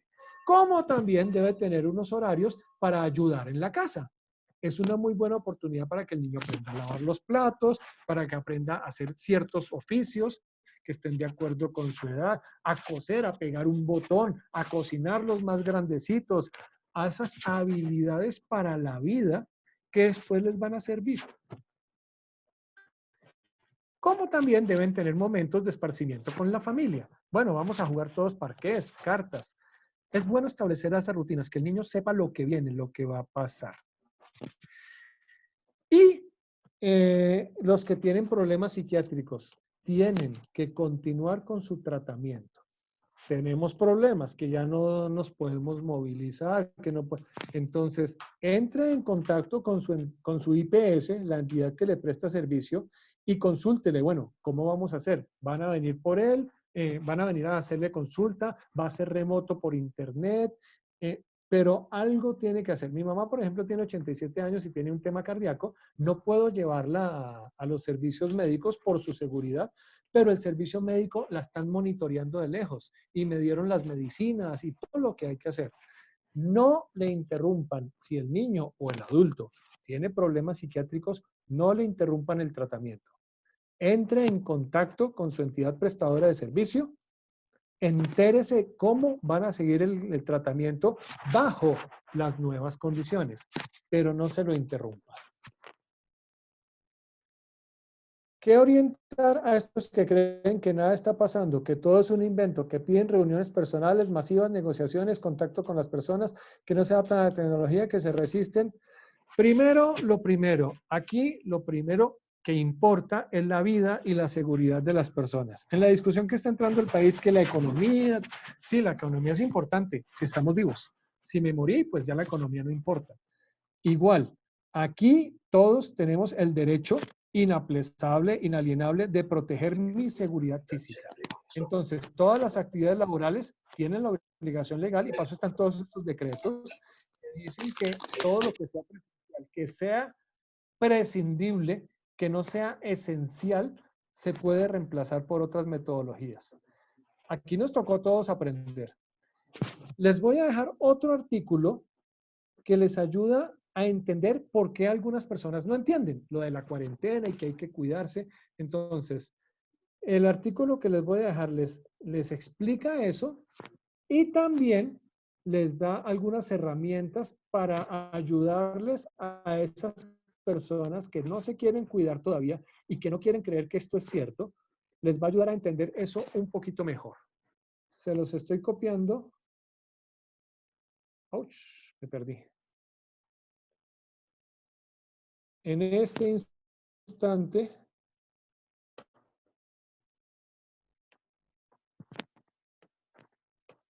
aquí está. ¿Por qué siguen saliendo? Ah, es que se lo estoy mandando a todos, no, a todos. Todos en la reunión, me equivoqué. Ya. ¿Por qué siguen saliendo a la calle? Ahí está. Léanselo con calma, léanselo tranquilo. Este artículo les va a dar algunas herramientas para manejar, para lidiar con aquellas personas que todavía no se la toman en serio. Claudia, los adultos mayores con condiciones médicas cognitivas, ¿qué se sugiere para realizar actividades que los ocupen? Aplican los mismos términos explicados para los menores, teniendo en cuenta que ciertos comportamientos se intensifican por la edad. Igual, mantenga el contacto, por ahora remoto, con sus entidades prestadoras de servicio, al que le estaba atendiendo a ese adulto mayor. Ellos saben mejor que usted qué actividades pueden hacerse. Y de todas maneras, por la red, por internet, usted encuentra información de lo que quiera. Actividades para mayores de 80 años con Parkinson, con Alzheimer, con... Lo importante es mantenerles un nivel de actividad, de ocupación, jardinería, trabajos manuales, ejercicio que se puede hacer al interior. Claro, para las capacidades de cada quien. Métase por la red y va a encontrar muchas actividades para los diferentes grupos de la población. Tienes razón, Edwin. Primero la vida, lo demás se espera. ¿Algún otro comentario? Los líderes ya los hablamos. ¿Más preguntas, colegas? Yo personalmente no tengo más preguntas, sino un enorme agradecimiento a usted y a todo su colegio de psicología por estos apoyos. Con Creo mucho que son gusto. muy importantes.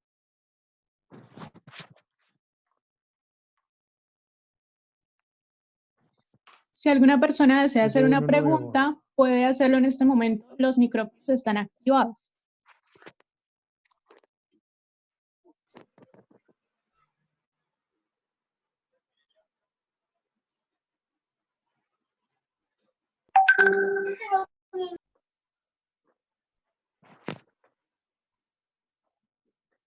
Para ir cerrando, señoras y señores. Hola. Hola, ¿sí?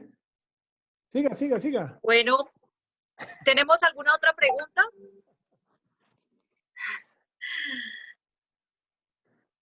Son momentos duros, pero también son momentos donde podemos aprender y nos podemos apoyar los unos a los otros. Paciencia, tomémonos las cosas con calma, entendamos que el otro también está asustado, que el otro también está en crisis, que el otro también tiene estrés. Primero su vida. Lo demás se reemplaza. Primero su vida. Y la de las personas que ustedes quieren, por supuesto.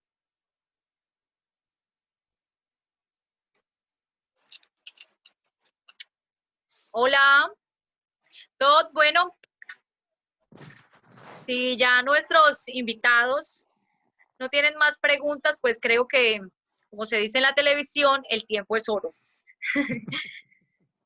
Muchas gracias a usted por esos importantes consejos que seguramente nos van a ayudar a todos a salir de esta situación que se torna a veces muy, muy, muy complicada, y a todos nuestros compañeros, afiliados, a toda la comunidad que se conectó con nuestra conferencia, a poner los consejos del doctor Ángels en práctica, y seguramente que juntos vamos a poder salir de toda esta situación de salud tan delicada y tan difícil, y cada uno de nosotros a seguir aportando un grano de arena para poder lograrlo, a cuidarnos. Una Así pregunta. Ángel, muchas Señor. gracias por haber estado acá. Doctor, una pregunta. Buenas tardes. Buenas tardes. Soy Miguel Nova, quien le presentó la pregunta de la situación del confinamiento en plantas. Mi pregunta iba desde la afectación mental y física. Por la ausencia del padre durante varios días, en una condición extraordinaria donde no es habitual para los trabajadores pernoctar en plantas.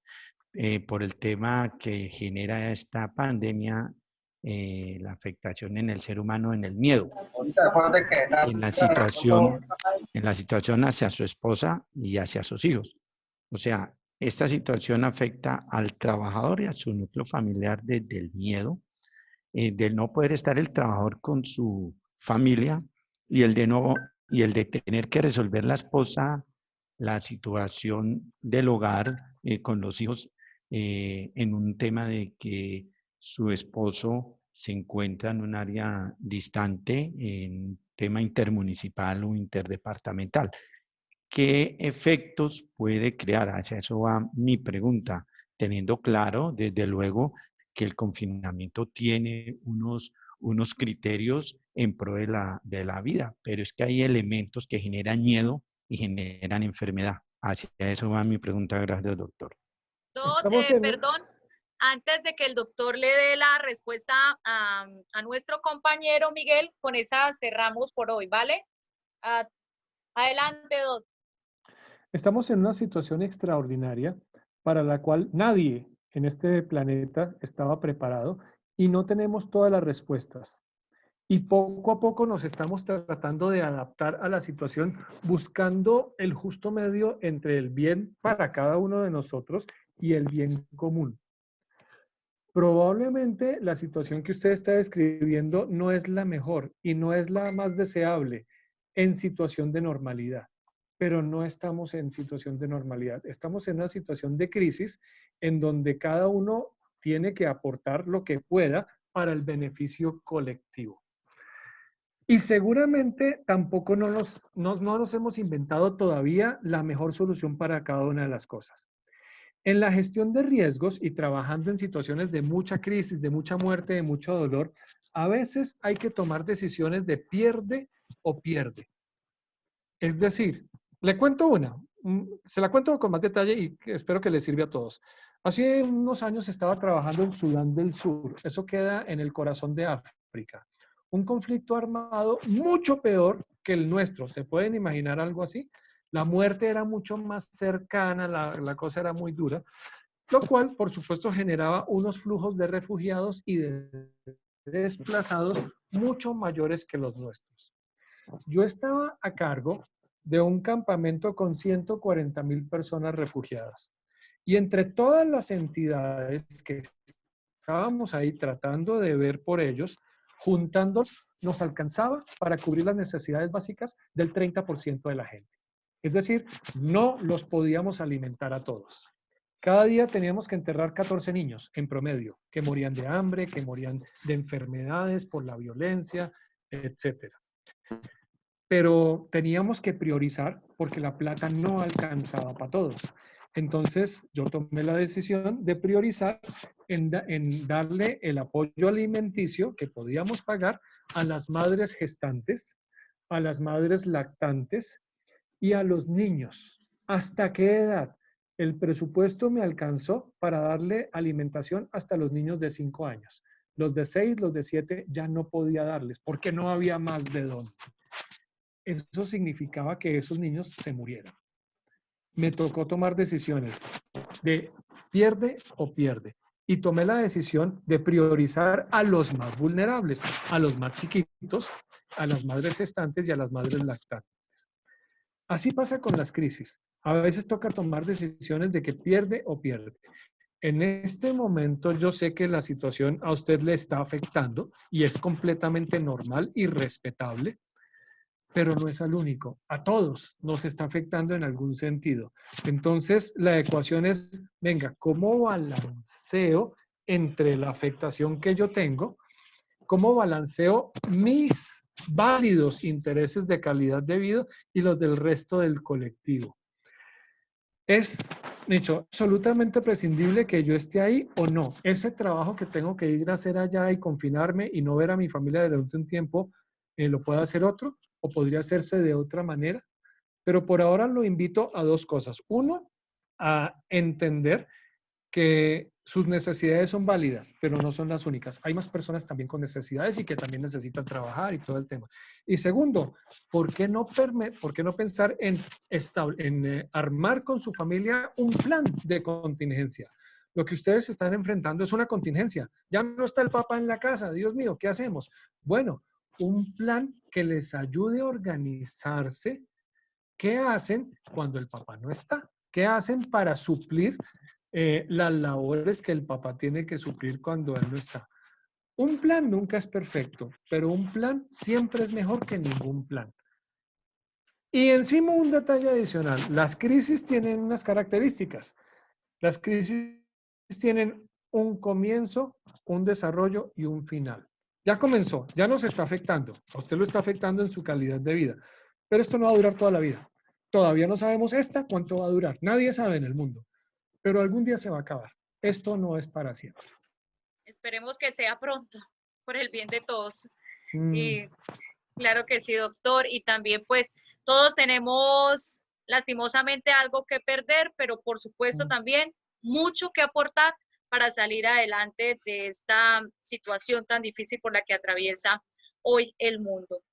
Quiero darle las gracias antes de culminar al doctor Pedro Pablo Ochoa, director del equipo de respuesta psicológica frente al brote del COVID-19 del Colegio Colombiano de Psicólogos, quien hizo muy juicioso la tarea para que nosotros hoy nos reuniéramos en este espacio virtual. Y por supuesto al doctor Ángel Germán Cortés, psicólogo magíster en neuropsicología, que nos ha aportado mucho a este confinamiento que vivimos y que pasamos algunos junto a nuestra familia. ¿Cómo no volvernos locos en medio de todo esto? Doctor, muchas gracias por habernos acompañado. Buenas tardes, cuídense mucho.